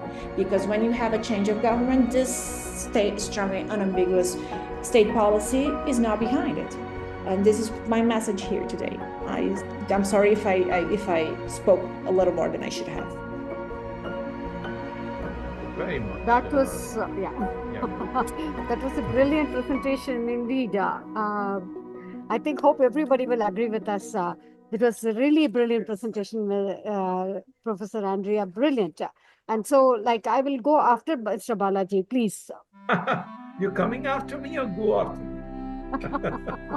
Anyway, that's actually what is the essence of a message. What are we trying to achieve?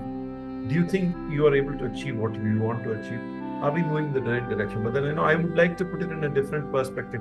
When a small baby is born, that parents have great ambition of that becoming a world leader. So you groom the child right from day one to be part of the world, make it understand, make it hear or make it read things way beyond its capacity. So probably we are at this stage where the microeconomy is made to eschew so many things which is not being digestible for it at the present level. But then we need to make these microeconomies believe that unless it is getting itself in the great change that is going to engulf the world where our existence itself might be under jeopardy, it is for us to think systemically, to see that medium term means 25 years and the long term means 50 years. So we need to change our mindset to think that medium term means 5 years and long term is more than 5 years.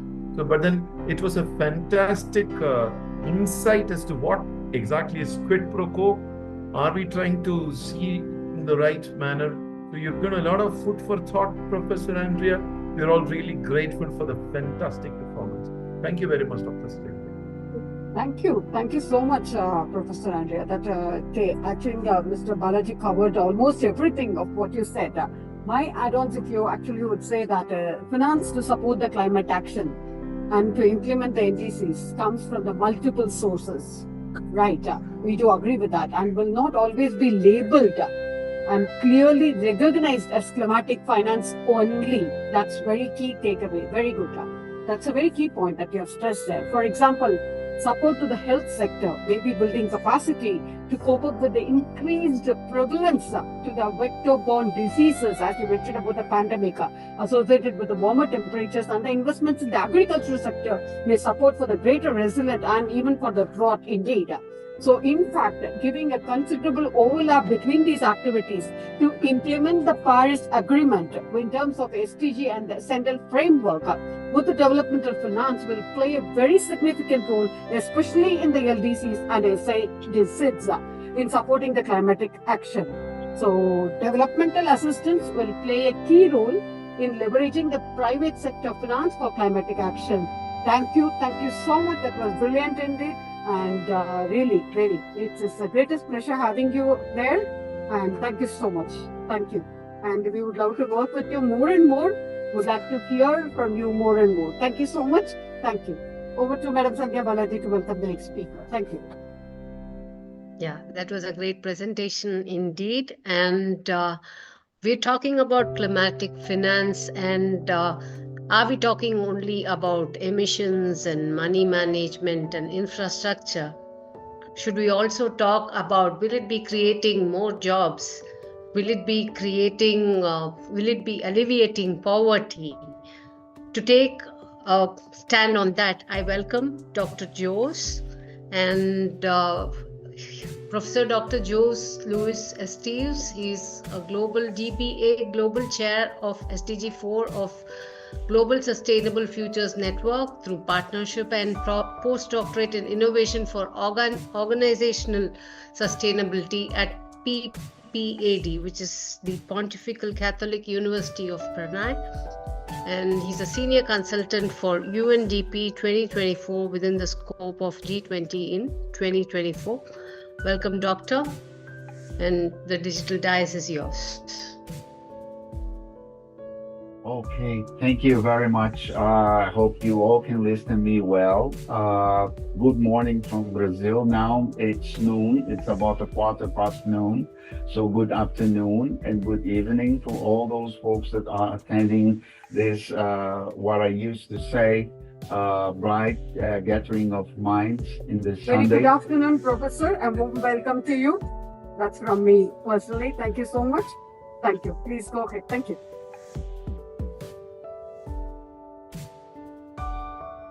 And may I continue? Yes, Professor, please. Thank you.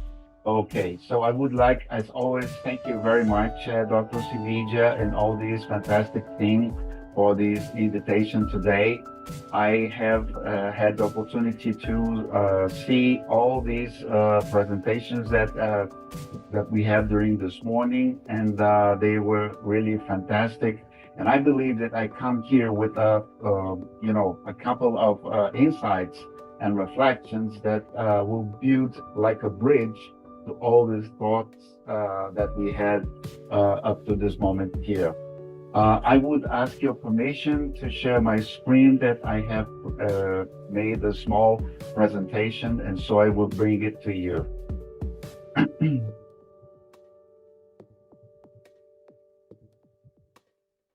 Okay.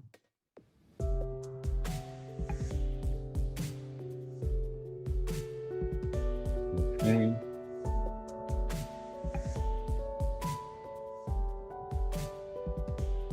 Believe that you all can see it.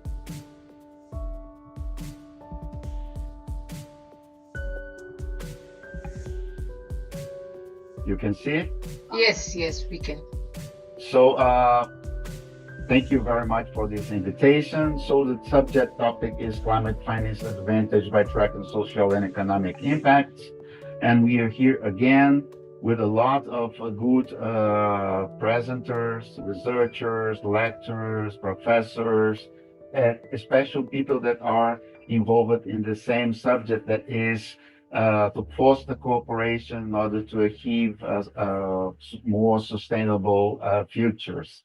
So we are here in this International One Planet Cabinet 2025 in this March 6th.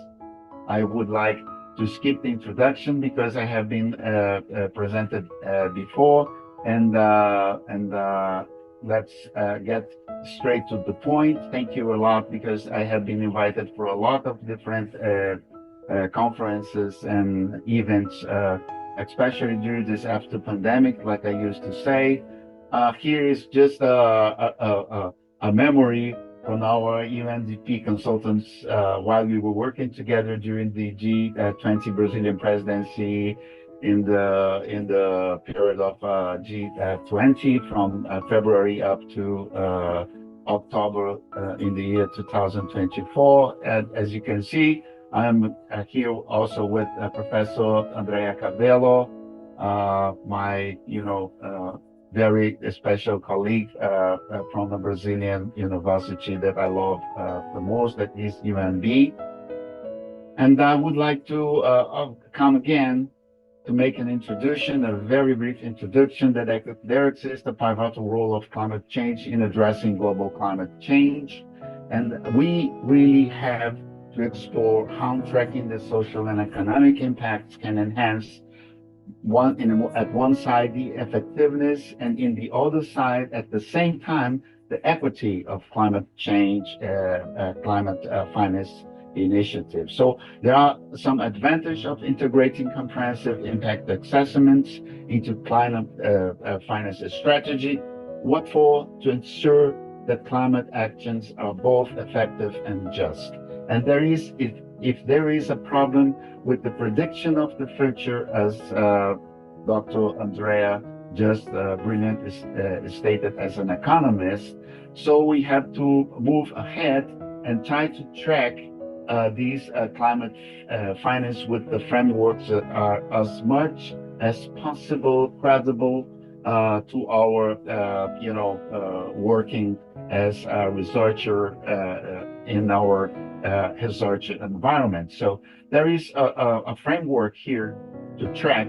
That means we first have to scope the landscape, then we have to define and set the framework, then we have to move to the data collection and verification, and we have to finally have a database consolidation, analysis, and presentation. So this is the basic of this role of introducing what we call a framework that is credible to our peers.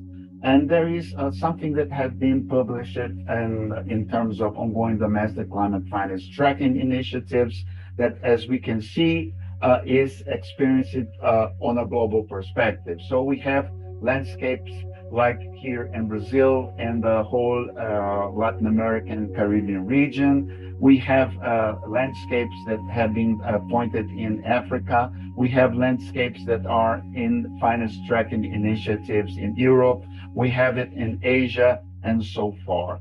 So this is a climate policy initiative figure from the, and it's very actual on the this year 2025 on the climate policy initiative. So I will be able to share it with you during my presentation, and as usually I will put a link where you all can access and read and download this presentation in full. So there is a relationship between finance, climate finance, social equity, and economic growth. That this today actually does not only represent a serious threat to the planet and to the people, but climate change is also something that is threatening the global economics. So this is a little what we have saw before in the forums that we participated in the past and in the near past, and probably will be something that will be at the center of the table discussion in the upcoming conference that we will see. So this problem needs a public-private sector collaboration, of course, to deeply change the way we produce goods to other methods that guarantee and drive the development of sustainable economic growth. I will try to divide it in four important and key sections, and the section one should be the importance of tracking social and economic impacts. When we are talking about social impacts, so you can see a person here, and this social tracking impacts ensures that climate initiatives benefit vulnerable, especially vulnerable communities, in order to promote social equity and resilience. And resilience, it seems to be a common word, no matter what kind of presentation we have here that is, binded with this social and economic impacts. We have really to foster a resilience, especially in vulnerable communities. And in the other hand, if we see there is a graphic showing a global number of employment, we will understand that the track of social plus the track of economic impacts will help to monitor economic impacts in order to optimize resource allocation, in order to foster again sustainable economic growth, and of course to allow job creation. And this is, I believe, a complexity that we all embrace, no matter what kind of society we can talk about. Of course, I am a Brazilian. I am living in Brazil, and I will talk a little bit more about the impacts that we are suffering here in Brazil. But I believe we all can foresee what's coming in this near future. And when we try to have a block, and I have named it section 2, we can bring this discussion down up to our regional examples. And if we, in the case of Brazil, can address what I call sustainable agriculture and renewable energy, we will see a Brazilian commitment to sustainable agriculture and renewable energy as part of a strategy to meet these the 2030 greenhouse gas reduction goals. This is a symbol, image that's it's a symbol of the greatest solar energy plant that we have, and is located in the state of Bahia, about 700, 800 kilometers from the capital, the beautiful city of Salvador. And what you see here below is the largest, solar plant, floatable solar plant that was built in the lake of a giant hydro plant in the state of Minas Gerais. And when we talk about regional examples and following the specific case of Brazil, another thing that we can add to the discussion is the sovereign sustainable bonds. And this was an object of discussion introduced by one of our presenters today. So Brazil has issued sovereign sustainable bonds to finance climate and social programs, and in order, of course, to balance those environmental and social priorities. This is a picture of the London Stock Exchange celebrating celebrating the Brazil debut with sustainability bonds. If we bring now this discussion to oversee what is going on in terms of Europe, we can talk about the Green Deal and the European Union Green Deal that aims to make Europe the first climate neutral continent by the year 2050.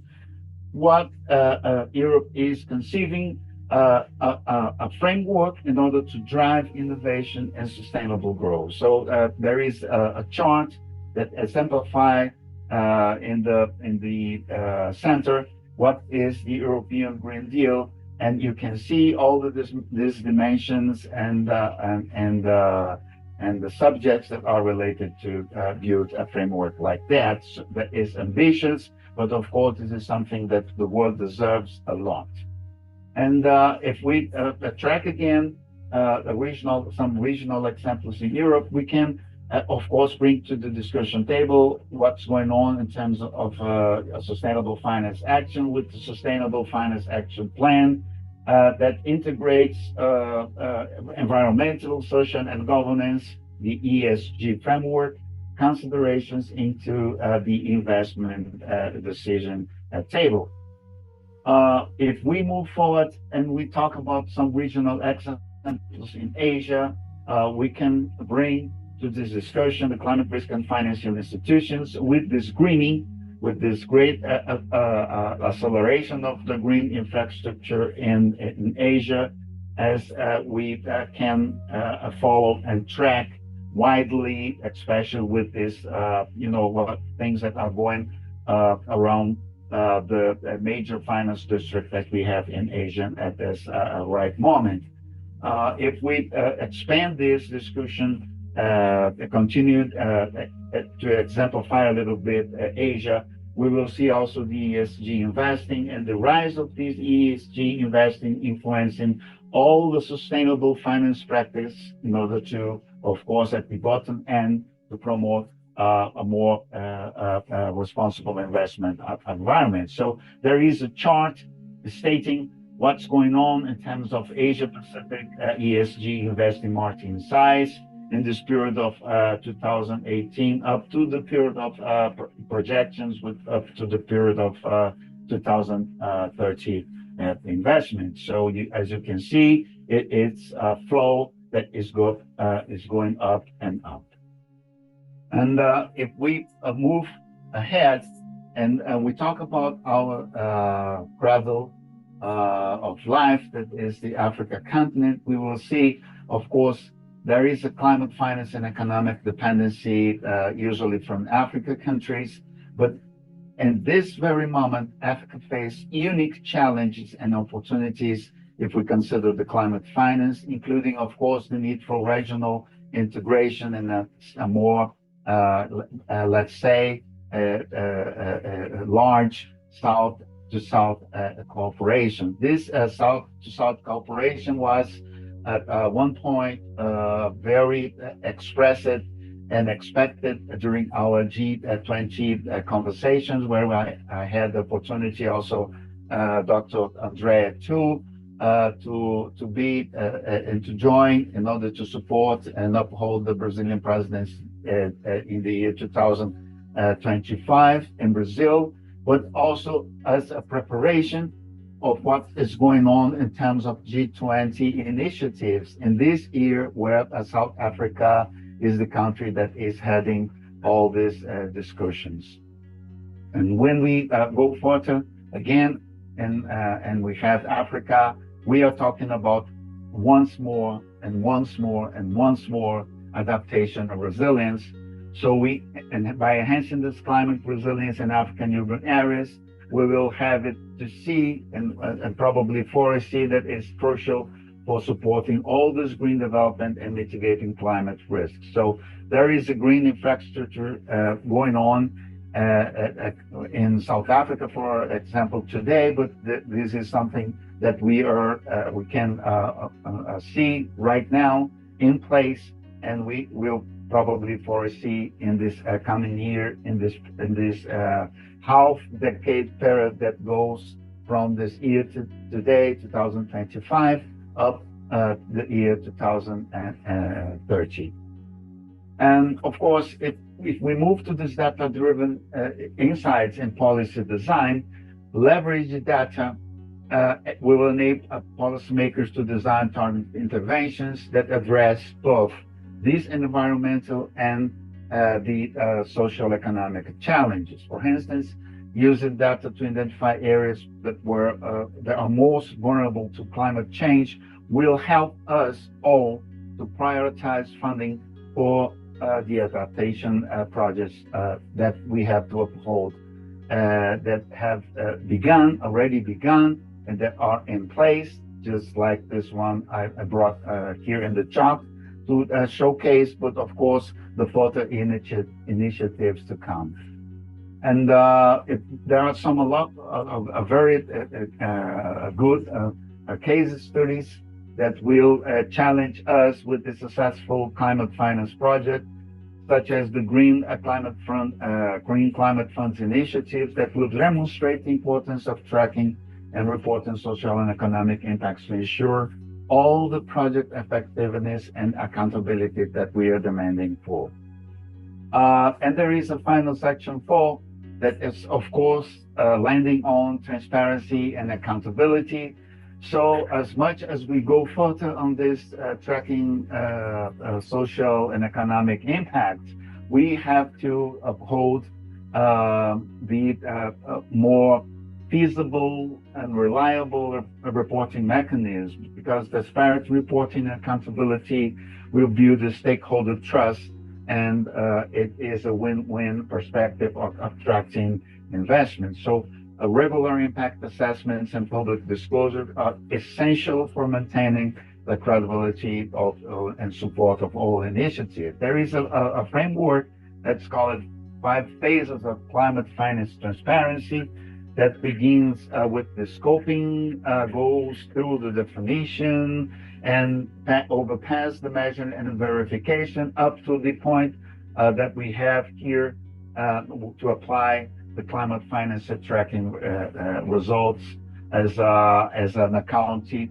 as a positive accounting of the entire chain that is linked to this accountability mechanisms.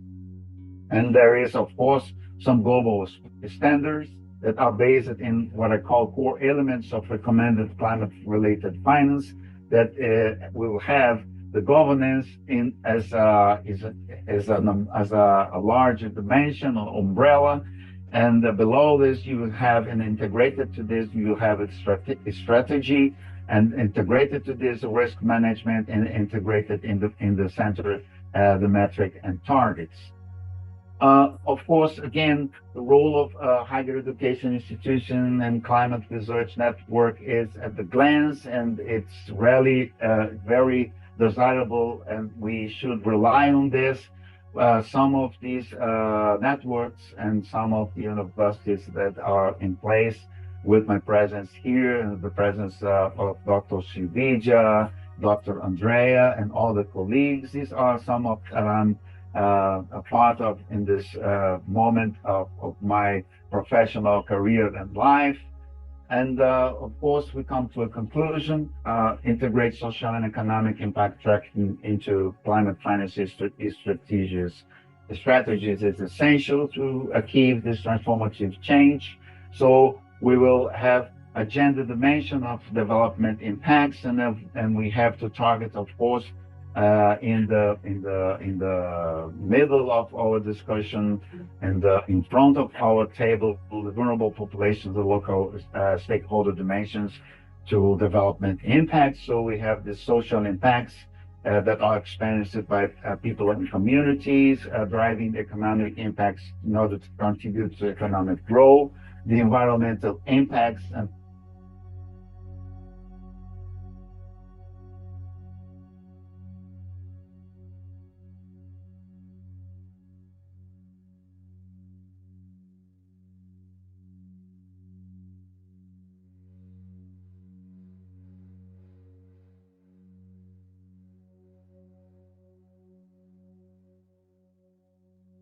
You're mute?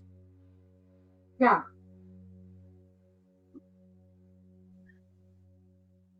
okay, I have been muted. Sorry. There is a call to action. We encourage all stakeholders to adopt comprehensive impact assessments in their climate financial initiatives in order to drive more inclusive, much more inclusive and sustainable development. No matter if they are already inclusive and sustainable, they have to be more inclusive and sustainable. So thank you again, Dr. Srividhya and all its colleagues. Obrigado. Our projects are always open for your partnership and your sponsorship. So I will stop sharing this right now. And I have already put a link where you can access this presentation and download this presentation in full. Thank you for all that are sharing this opportunity in this morning, afternoon, and evening in our YouTube transmission channel too. Thank you. Thank you. Thank you so much. Yes, Mr. Balaji, please, I'll follow you. Yes, Doctor. And finally, we are now giving a shape as to how the whole thing is to be maintained and what are the impacts. What if? The big question is always what will happen to the world if we don't really understand, as they say, unless you pull up your socks. So that really took us to the level where you've really shown the impact of the society, environment, and also the entity. And we are now in a world where we would like to buy the product of a company which is economically more sustainable, but at the same time, ecologically more sensitive to its profits. So that will always ensure that the share price is also affected by that. So the governance part was very brilliantly captured, Doctor. Thank you so much. Over to you, Srividhya. Yeah, thank you. And just few points to just add on to what Mr. Balaji said. Definitely, these efforts are underway to measure the progress that we all have a target to achieve. That is USD 100 billion target of climatic finance mobilization, more broadly, country-wise, locally, then country, and then internationally. So this definitely includes the work which has been given as standing committee commitments on finance, that is in relation to the financing mechanism of the convention, in terms of improving coherence and coordination in the delivery of climatic change financing, definitely taking into account of all those instances, examples, and case studies which are being discussed on this platform. Rationalizing the financial mechanism is a key thing. So let's get on to when you take these examples, go on to the local community, go to the ground root level of that particular country and rationalize the financial mechanism part of it. Mobilize financial sources accordingly with the proper measurement and reporting and verification of the support that is being provided to all the countries.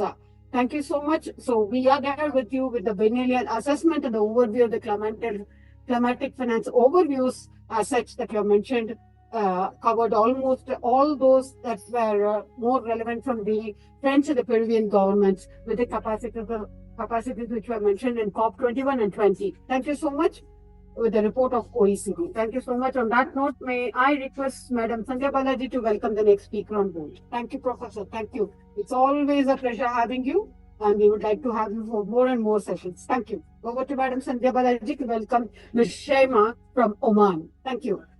Yeah, before I do my duty on that, the vitamin M always requires transparency. We need to report, verify, and measure, and all that to not just in one place or one country, but there has to be a transparency when it involves different countries in this digital world, and how we are going to make an impact in the developing countries is our next pointer. And to speak on that, I invite Dr. Shiyama Hafeez Marikkar, who is a master's in education, originally from Sri Lanka, but now lives in Oman.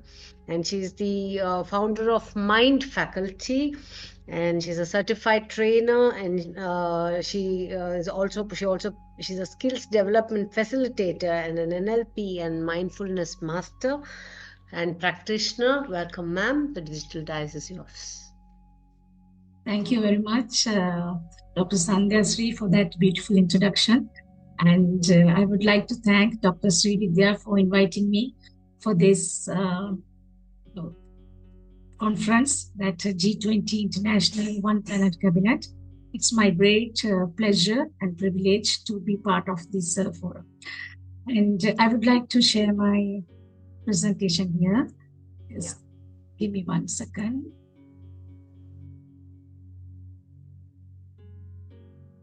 All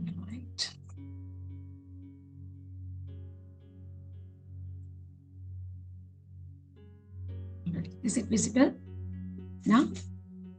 Yes. Yes, I'm audible, right? Yeah. Okay.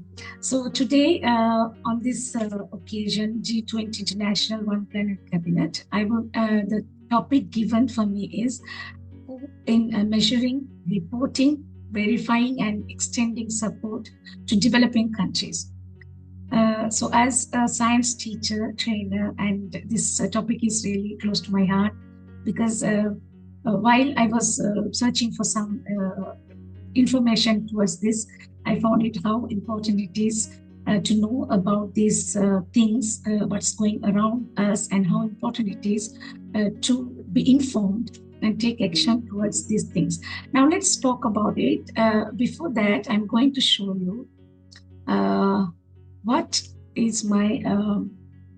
am I going to share today. Firstly, I will be doing some introduction about what is COOP and what does it mean by MRV.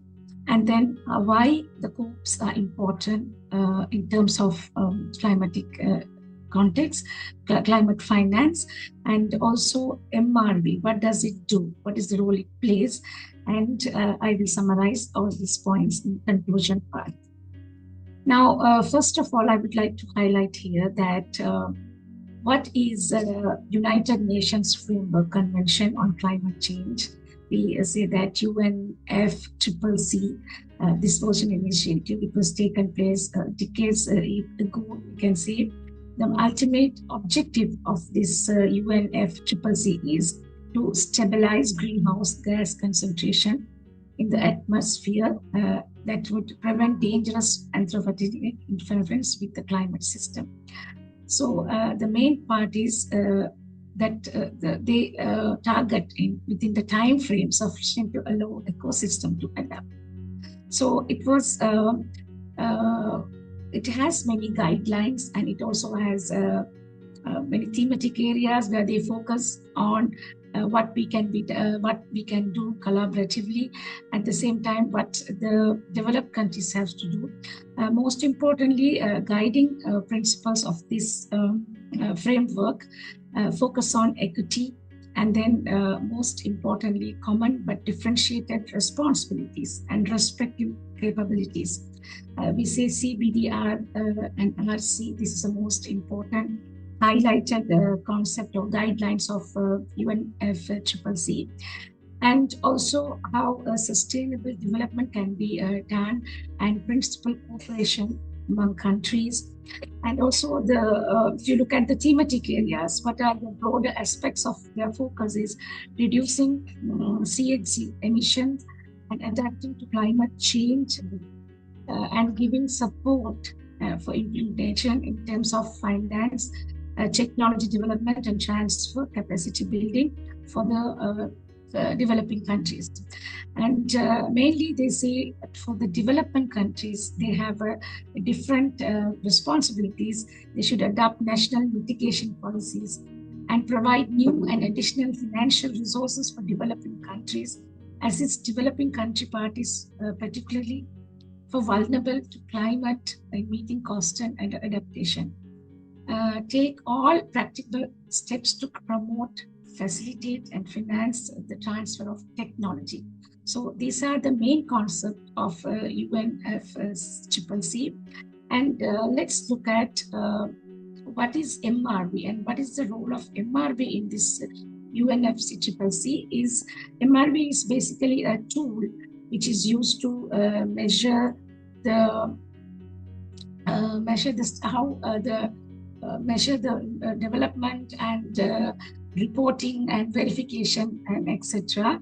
But before we look into what is it, what does it really mean for that stand for MRV means, we will look at how it's evaluation of it, because it's now UNFCCC or the climatic change we have been conducting nearly a decade. So let's look at the evaluation of it. So in the early stages, the concept of MRV emerged as a crucial component of the United Nations framework of climate change. The main purpose is to ensure transparency and accountability of climate action, which means that developed countries were expected to have more stringent MRV requirements. So if you highlight the major COPs, firstly, Bali action, we can say that COP 13, it was a significant step was taken in that COP, where Bali Action Plan emphasized the need for MRV for developing countries, paving the way for a more comprehensive framework. And then this marked the shift towards greater transparency in the climatic actions of all parties. So it was a significant event, we can say, in the history. And also we cannot forget about the Paris Agreement, which was still, we talk about it in all the COPs, because the Paris Agreement strengthened the transparency framework, establishing the enhanced transparency framework. We call it, the abbreviation is ETF. This framework aims to provide a clear understanding of climate in action and support, and with flexibility of developing countries. So Paris Agreement also in favor of developing countries, and it emphasized the importance of transparency of framework of the MRLP. And then ETF, that, or we can say enhanced transparency framework, it requires all parties to report regularly. That was the most important thing on their greenhouse gas emissions and implementation. So what action plan they have taken, how it is improved, or what steps that we have taken. So all parties, including all the people who have participated there, the countries, developed countries and vulnerable countries, all they have to provide a report. So those are the most key important milestones, I would say, and during the history, if you look at the COPs all these years. And the next one is, what does it mean by MRV? So MRV, which stands for measurement, reporting and verification, and it plays a crucial role in ensuring transparency and accountability, as I already mentioned. And in the particularly context of climate action, it clearly shows how to apply financial flows, which country is giving to which country, how the fund is flowing, and how well it is distributed and how well it is used. And all this, it gives a record, proper recording. And also the technology transfer, how the developed countries helped developing countries in terms of technology transfer. And because developed countries are rich, they can help them out with the countries they need help, right? Because technology is rapidly evolving day by day. So countries like developing countries need more assistance in that. And also about capacity building initiatives, how well these capacity building initiatives take place, and the recording stage is maintained, and how so it gives them accurate for tracking. It gives accurate for tracking, like even whoever the people who gives, the countries who gives, and the countries who get from the benefits can have a clear understanding what amount is given, to which aspect it is given, to which area to given. So it helps with accurate tracking. So MRV systems established standardized methodologies and also the protocols for measuring the amount of support provided. So this allows the precise tracking of financial contribution and technology deployments and capacity building activities. So for example, we can say that financial flows MRV can track the amount of fund disbursed and source of funding and which sectors it has been targeted. And also MRV requires the reporting of data. Most importantly, the R stands for reporting of data. So an information in a transparent and accessible manner, which means that it should be transparent, and people or the countries, developed countries, can be seen that they have recording to be seen that what has been given and what has to be, why it has been given, and how far they have went with that fund. And so this allows stakeholders to understand the support, its impact, and also include public reports detailing the recipients of funding, who's receiving it, and the types of technologies transferred. So, this shows that how the developing countries, they rely on developed countries not only in funding, also in technological support and capacity building also. So let's look at the next thing. The MRV stands for verification. So verifications means it enhance to ensure the accuracy and reliability of reported data. So if the reported data is properly verified, that means that people or the stakeholders get that confidence in them, right? So this helps to build trust and confidence for being support provided. And also verification, people might think that how we can verify it, and it can be done by independent auditors and also expert review teams. So verification is also the most crucial component of MRV, we can say. And also after this, all these MRVs, important or crucial component of measuring this improvement. So it also gives understanding and support delivery. By providing clear and reliable data, MRV enables a comprehensive understanding of how support is being delivered, and when we know the things properly, accurately, and we can identify the gaps where it needs to be given again and in the future, and assess the effectiveness of initiatives and improve the future support efforts also. So in essence, we can see that MRV creates a system of checks and balances, ensuring that climate-related support is delivered effectively and efficiently.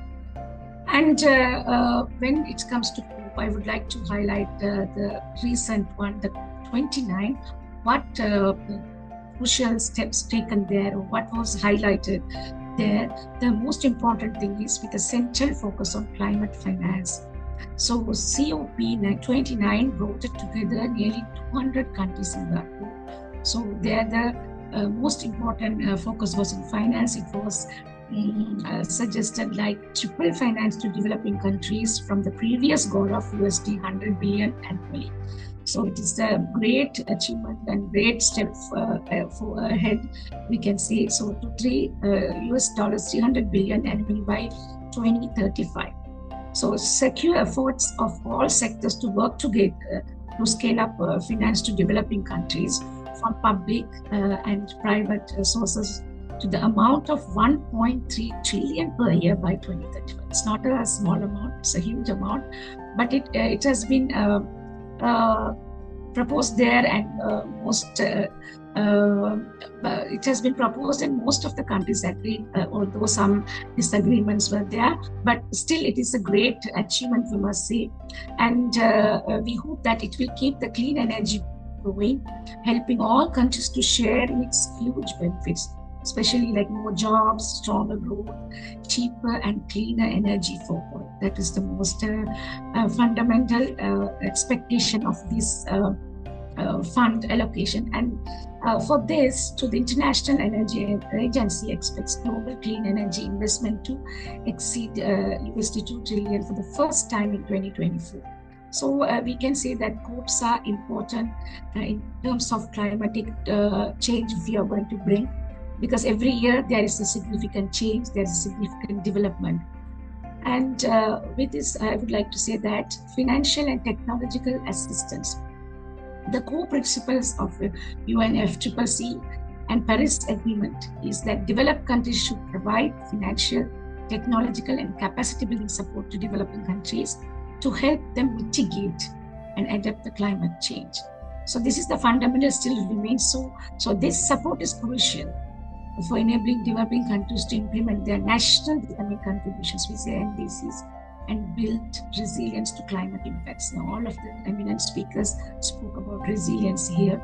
So these are the fundamental things that we keep on saying under this course. And also the Global Environment Facility, or GEF, plays a significant role in providing financial assistance. And GEF, we can see the Global Environment and Green Global funds also there. So the various initiatives like mechanisms, these mechanisms are for strengthening the MRV system and implementing climate actions. So recent COP meetings have heavily emphasized the need to increase financial flows to developing countries. That is the huge step. And especially in the realm of adaptation, as in COP 29, there are goals to greatly increase in the financial flows. And capacity, in terms of capacity building, what they have agreed. And it includes that training, technical assistance, and knowledge and help developing countries enhance their ability to measure, report, and verify their climate action. Sometimes they need support because they are not developed as developed countries in terms of technology. And so they have to, even for MRV, to do a proper MRV, they need support. So that should be given, the capacity building should be given by the developed countries. And also the key consideration would be, as I earlier mentioned, CBDRC, that's different, but everyone is not same. Everyone's part is same, but have the responsibility to contribute towards this climate action. But they have the different responsibilities. So remains this CPDRC remains the cornerstones of climate negotiation, recognizing the different circumstances and capabilities of country. So ensuring adequate and predictable support for developing countries is essential, as mentioned in the Paris Agreement. And other crucial components is transparency. Transparency builds trust and confidence. So transparent climate reporting made big strides towards forward in Baku, building a stronger evidence base to strengthen climate policies for over time, helping to identify financial needs and opportunities. So 13 countries, they have submitted their biennial transparency reports. It's we can say that's an important thing or milestone. So they show an exemplary for other countries to show their financial transparency so that they can move forward, right? So this is the important thing. We can say enhanced transparency framework, ETF reporting tools and technical trainings. The support were provided also to country to took place in 2024. That was also success. And the other important thing is Dr. Sukumar. Yes, it will take only 3 minutes more, right? Okay. I'm sorry. Yes. So total of yes. Yeah. I'm going to finish it. Yeah. Thank you. Yes. Sorry. A total of 42 events were organized under the Together for Transparency. So transparency is the most important thing, so that people will more collaborate, initiative promotes they will take among stakeholders. And adaptation, COP29 was an important moment for adaptation with the delivery of several key outcomes that I have, as I already mentioned. So provision for the establishment of new support programs for local level for especially vulnerable countries. And this will be continuing 2025. That's also a huge important thing we can say. Also, many dialogues have been taken place for the high level and to make more innovative financial technical support excellent towards to the action need towards 2025. And the most important point I would like to mention here that in the COP29, the gender and climate change and many people from different parts of the world were included. So that was the first time. So it was a key point that people from indigenous people and the children, the youth, all were included in this. So their participation highlighted the importance of inclusivity and intergenerational collaboration in driving climate action. So with this, I would like to mention that though they may look like a different thing from our dream of combating this climate problem, climate things, but still every group has brought many disagreements and uncertainties, but still it has given a good momentum, or we can say that the light on the moving forward. So let's have more hopes collaborating with many countries and many people, stakeholders. Thank you very much for the opportunity. And yes, over to you, Dr. Srividhya. Thank you, Ms. Shiyama. That was really a brilliant presentation, and you had covered all those points. Mr. Balaji should excuse me for 2 minutes because I started, and so I'm going to finish it and then you can continue. Sorry. So as you rightly said, the key takeaways: regulated transparent power arrangements, specific clean energy climatic incentives, general business friendly measures, innovating financial mechanisms, and the last one was early risk assumptions and to work on the risks. Thank you so much. The key takeaways, really, it was a brilliant presentation. Almost you covered all the points and making it more inclusive and a global. You have addressed it from the global point of view, not representing one particular country as such. Thank you so much. Thank you. That was a brilliant presentation indeed. Yes, Mr. Balaji. Thank you. Thank you very much, Dr. Srividhya. First of all, each of the speakers are actually bringing in one phase of it where it makes the whole book complete. So the chapter that she touched upon basically was the conference of parties, especially what happened in Baku. And I hope you will definitely agree with me that it was unprecedented. The meeting was not closed.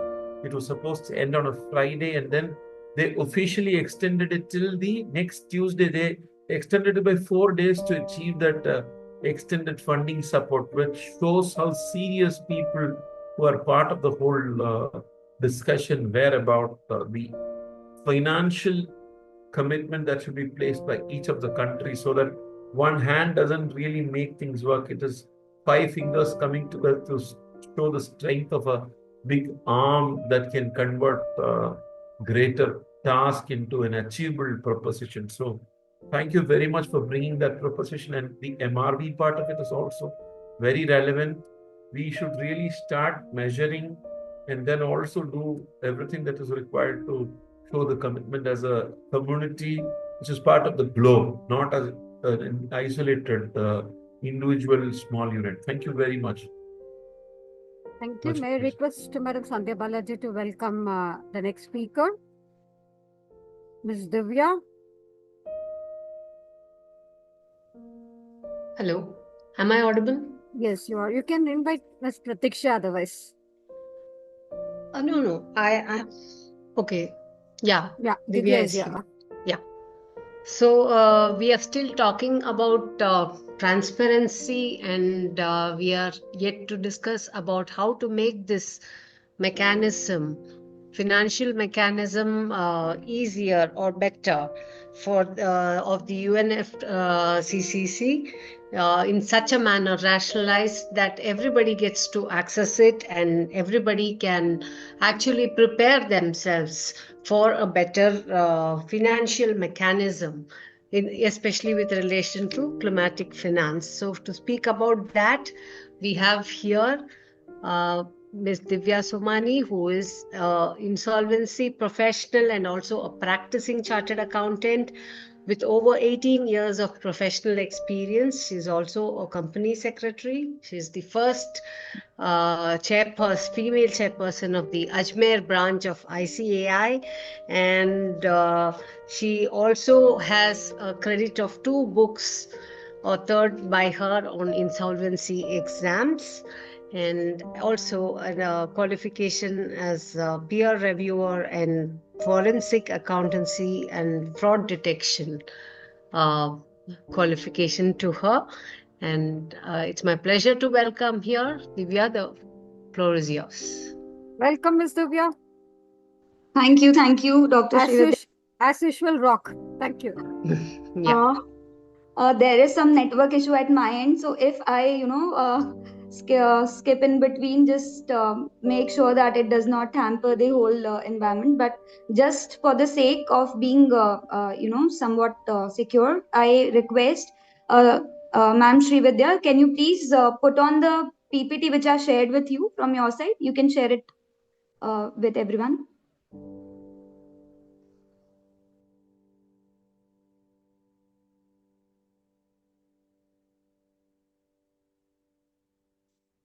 Are you sharing the screen?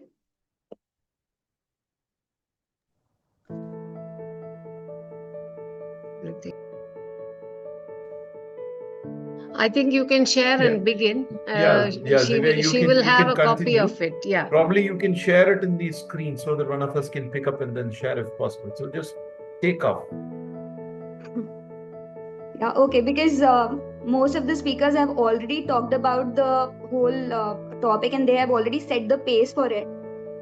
Now, as we all understand that the main idea is that climatic situation of the world is not very good and it requires a lot of funds, basically. So it is not the criteria that only one country will stand for it or maybe the few leaders will go ahead for it. It should be a combined effort altogether. So since we already know that there are a lot of funds created already by the United Nations and there is a separate team altogether who is handling it, but still we cannot see a lot of progress. So based on that, I would just suggest a few key points because my topic is basically about that only. And meanwhile, I request Srividhya, Dr. Srividhya, to just share the screen so that we have the pointers highlighted for everyone. You all can see that also. So just to have a brief summary to start with, the various funds which are already there, they are not being made aware to most of the countries. It may happen that on theoretical side they are knowing that these are the funds, But again, to put it in a more practical way, these funds are not being utilized. The strategy should be, firstly, every country should be made aware that these are the funds which already are established, and at any point of time, the people therein can use these funds. So whosoever is interested, they may apply for that and they can utilize the funds. So basically, there has to be a portal altogether, wherein all the countries should be there, and a proper ranking and monitoring should be there. So which country has actually utilized the fund, which country has contributed to that fund, because again, the fund requires to be again and again, it has to be put in to make it fully usable for everyone. It has to be recouped again and again. So again, there should be sources of funds into that broader category. There should be sources of funds and then utilization of funds. Both the things should simultaneously go. And there has to be a proper committee to regulate all those tasks. It should not be a one-time affair, maybe annually or so, which might be happening nowadays. It requires a regular frequency, like maybe monthly meetings, and there has to be a separate committee at each country level, and they should be made responsible also by the things which are set or the targets which they are being given. They are not being they are not doing up to the mark.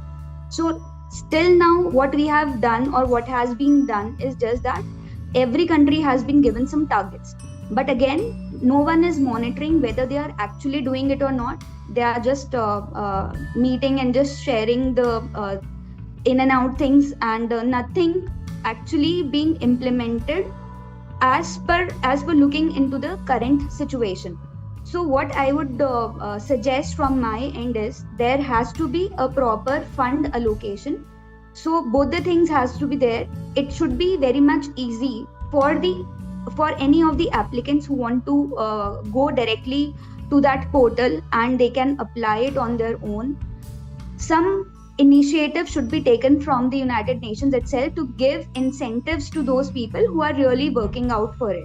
So as Balaji sir also mentioned it, that voluntary carbon credit market will soon be gaining a lot of importance in the coming scenario. So whosoever is already working on it, we must try and focus about those aspects, and those people should be given much more importance, and their live case studies should be portrayed or should be focused on that particular portal itself. So that is like success stories we normally see of those people. So again, this will highlight the country specific, that this country is very much using all these options which are available already, and thereby they are helping the whole world by creating a good impact on the climatic change altogether. So again, as earlier speakers also mentioned, that proper monitoring has to be there. There is also a requirement of audit also. So whatever fund is being allocated, maybe to the countries or any person specific, a regular monitoring in the manner of audits or any other assistance if they want, the hand-holding support if they require, that should be given. So again, there has to be a separate innovation hub kind of thing which should be there at the portal itself. So whoever wants a hand-holding support, they may apply to it, and they can be regularly monitored, and they can be actually doing what is required for the betterment of the climatic change as such. Then again, there has to be a tracker, what I suggest, because all these funds are there. It's not that we are short of funds or something, and the developed nations are already contributing a lot of from their side, but the finance itself won't satisfy or won't provide any solution. So what we need now is proper action from each and every country. So first is to make everyone aware that there are some kinds of funds which are available for each and every country. We should allot them some targets, and whosoever is taking initiative for that should be incentivized. And again, proper monitoring and some tracker sort of thing should be made available proper ranking should be there on the portal itself, country wise, so that we can actually see which country is making more efforts into this whole climatic change thing. So again, the youth should be made more and more aware, because they are now into this habit of having the gadgets and other things. So everything should be made available on their mobile. So different kinds of things should be put in the social media itself, so that even the youth is more aware that climatic change is the real necessity nowadays. It is of utmost action which we should take care. So whosoever is doing any kind of startup business or having any innovative idea, they can directly approach for these kind of funds. As we already talked about, various funds are there. So if even the country specific is not maybe helping them out, they can directly reach to a global level. So it should not be that they are confined to their confined for the funds only to their country specific. Rather, they can even go at the global level and seek funds from there, and the same strategy can be replicated in various other countries. So what we can do is we can have a pilot project at some place, and if it goes well, the same can be replicated at various places. And the person's success story should again be highlighted to make him, more. He should, or that person should feel that really I have done something great for the world as such. So again, awards should be given to those persons, or maybe there has to be a yearly phenomena of giving the awards also. So this ranking, this award ceremony and everything will create an environment wherein people will look this thing more seriously. So it is not just about the financing, but we must actually work upon it now. It is high time that we must take action from our side, and thereby what we can do is we can simply not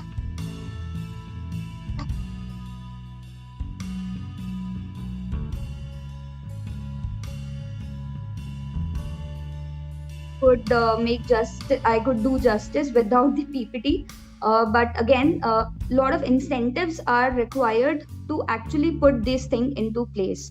So there are countries which are actually doing this, but that is again at a very shorter level. If you see the world as a whole, it will not create much impact if these individual things are happening.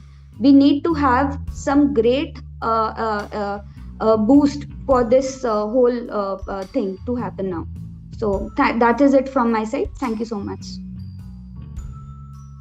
Thank you very much, Divya. Wonderfully said. You actually created the right avenue for people to think how the whole thing should be implemented.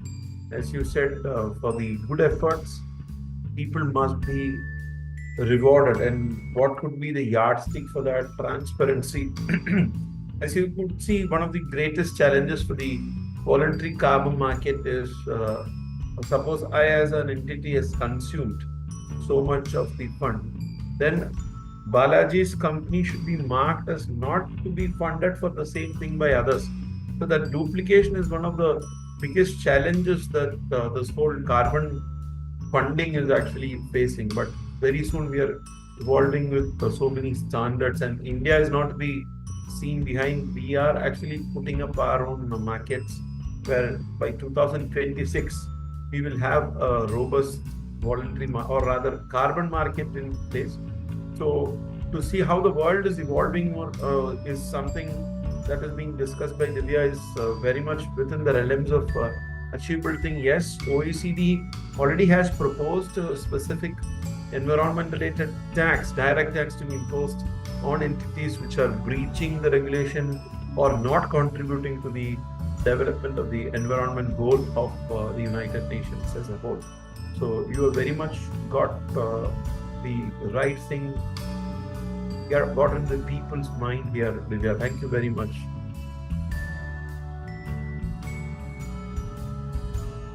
Dr. Srividhya. Doctor, you're on mute. Because it's Divya there again. Well, We all know that when it's from Divya, how much ever time, minimum time I'm giving her, she will still prove that, yes, this is Divya, you can never shake me up. Thank you so much. When we talk about the main key important point, and Divya, can I tell you something? You are the only speaker for pointer 2. Yeah. That's great to know. So that's really commendable indeed. Thank you. And I don't know, like I'm really running out of words because there was mind-blowing inputs which has come from different people, and such that when we talk about finance, we all know that end of the day, it is only the people who are managing the whole will manage the finance part of it. As such, I'm not prejudiced over, I'm not bringing the gender disparity here, but kindly excuse me, but still I would say Mr. Balaji is getting it on his nose there, but still, brilliant. So, very, very happy to be part of it. Yes, we need to acknowledge talent, merit. It is not to be equated with gender. And luckily, March 8th is beyond us, so we need to wait for one more year for that. Yeah. That's really brilliant. Very kind of you. Thank you, Divya. Thank you for making it. And we have got one more student who has been waiting patiently right from the beginning to present herself, to make her voice heard here. So, Pratiksha, with due apologies and sincere apologies from all our side, please go ahead and introduce yourself and just rock the show. Yes, the as her name yours, suggests, Pratiksha, that means hope. So she's giving a lot of hope for herself as well as for us as well. Pratiksha means waiting. So she has been waiting so long. Yeah, she has been waiting so long, but she didn't give up. She didn't give up. She said, okay, how much ever time is, even I'm the last. And it's always a very difficult thing to come in the last, like last speaker. But definitely you're not the latest speaker. Definitely go ahead and drop the show, and it's all yours, Pratiksha. Thank you so much. Thank you, ma'am. Actually, I want to tell, my name represents waiting. Actually, from since I'm named, I was waiting until waiting again. And okay, I won't make more time, so let me get into the point. Thank you, dear.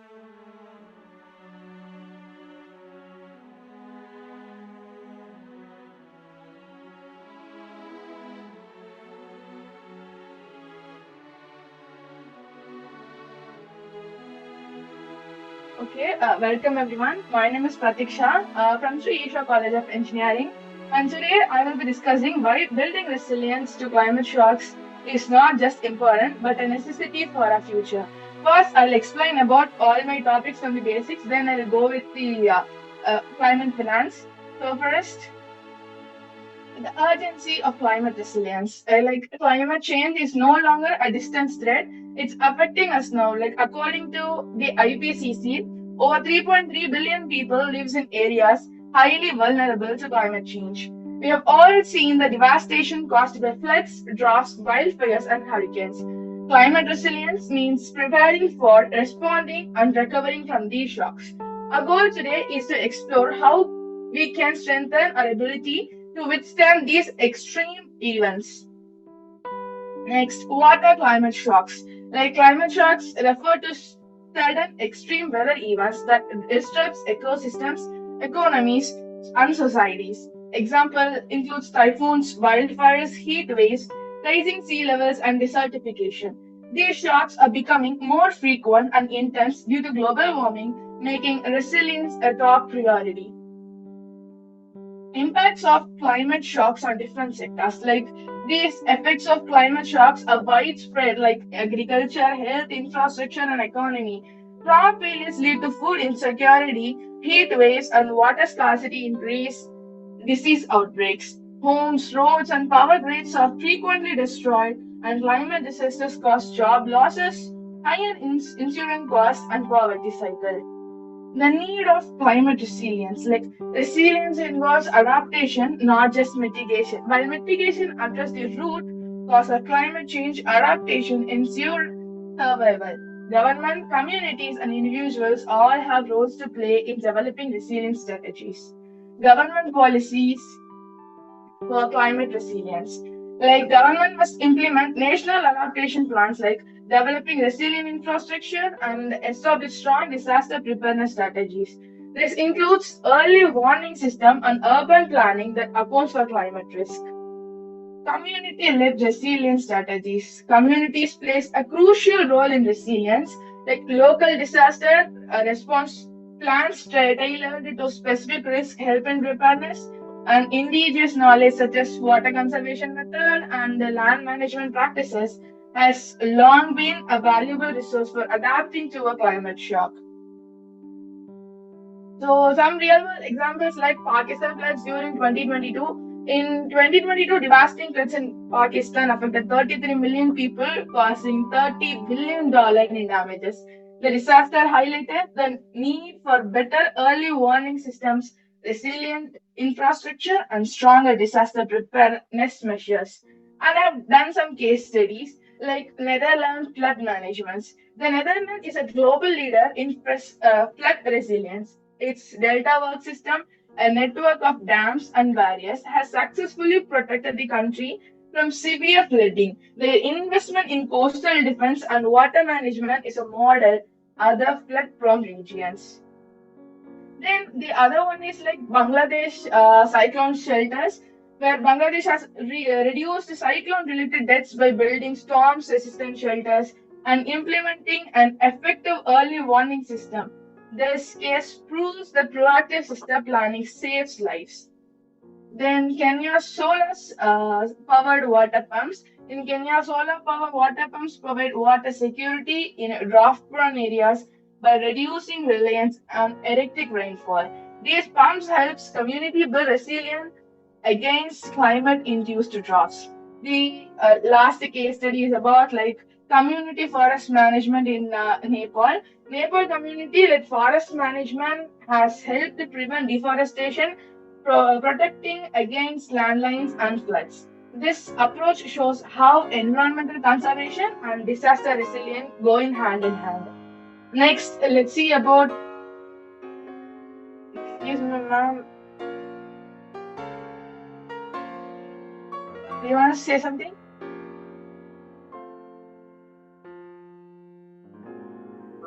I've got 3 minutes more in the session. Automatically it will get. So. Okay, ma'am. I'll try to complete within that. Okay, ma'am. Next, just a minute. Role of technology in climate resilience. Like technology plays a critical role in building resilience. Like AI-driven early warning system predicts disasters, and the renewable energy ensures sustainable recovery efforts, and smart agriculture with the drought-resistant crops help maintain food security. Next, the role of international cooperation. Like climate resilience requires global efforts. The Paris Agreement and UN climate summits emphasize international cooperation. Climate finance and global partnership ensure developing nations receives support for adaptation. Next, we'll come to the point like funding climate resilience. The Green Climate Funds provides financial aid for climate adaptation projects. Then climate insurance schemes also help vulnerable communities recover from a disaster. Additionally, like public-private partnerships, triple P's, collaboration between government and private entities can mobilize funds for large-scale resilient projects. And carbon markets like selling carbon credits can generate revenue to fund climate adaptation initiatives. And green bonds, dedicated financial instrument used to raise capital specifically for projects that address climate change and enhance resilience. Local funding mechanism. So community-based saving groups or cooperatives can pool resources to invest in localized resilient projects. Then the role of individuals. Each of us can contribute by reducing waste and using renewable energy, support climate-friendly policies, building resilient local communities through sustainable practices. So the future of climate resilience. Looking ahead, we need sustainable cities built to withstand climate shocks, AI-driven climate modeling for better predictions, and the climate education to prepare younger generation for future challenges. So let's call to action. Resilience is not an option; it's a necessity. Governments must strengthen policies. Business must innovate for sustainability, and individual must take actions. Together, we can build more resilient future. So let me conclude with this. So let's commit to make resilience a priority. Thank you for your time, all. Brilliant. Resilience is not an option, it's a necessity. Yes, yes, yes, yes. Thank you. Thank you. May I take this platform to say that Ms. Pratiksha is open to work, and anybody would like to really take her into fold, as she is very patient, very talented, and very optimistic. And she says she's very resilient. She didn't give up, as we have seen right in the session. So she's open to work, and so I would welcome anybody who would like to really consider for an opportunity. Thank you so much. And definitely, I'm moving ahead. Yes, Mr. Balaji, only 1 minute, okay? Please.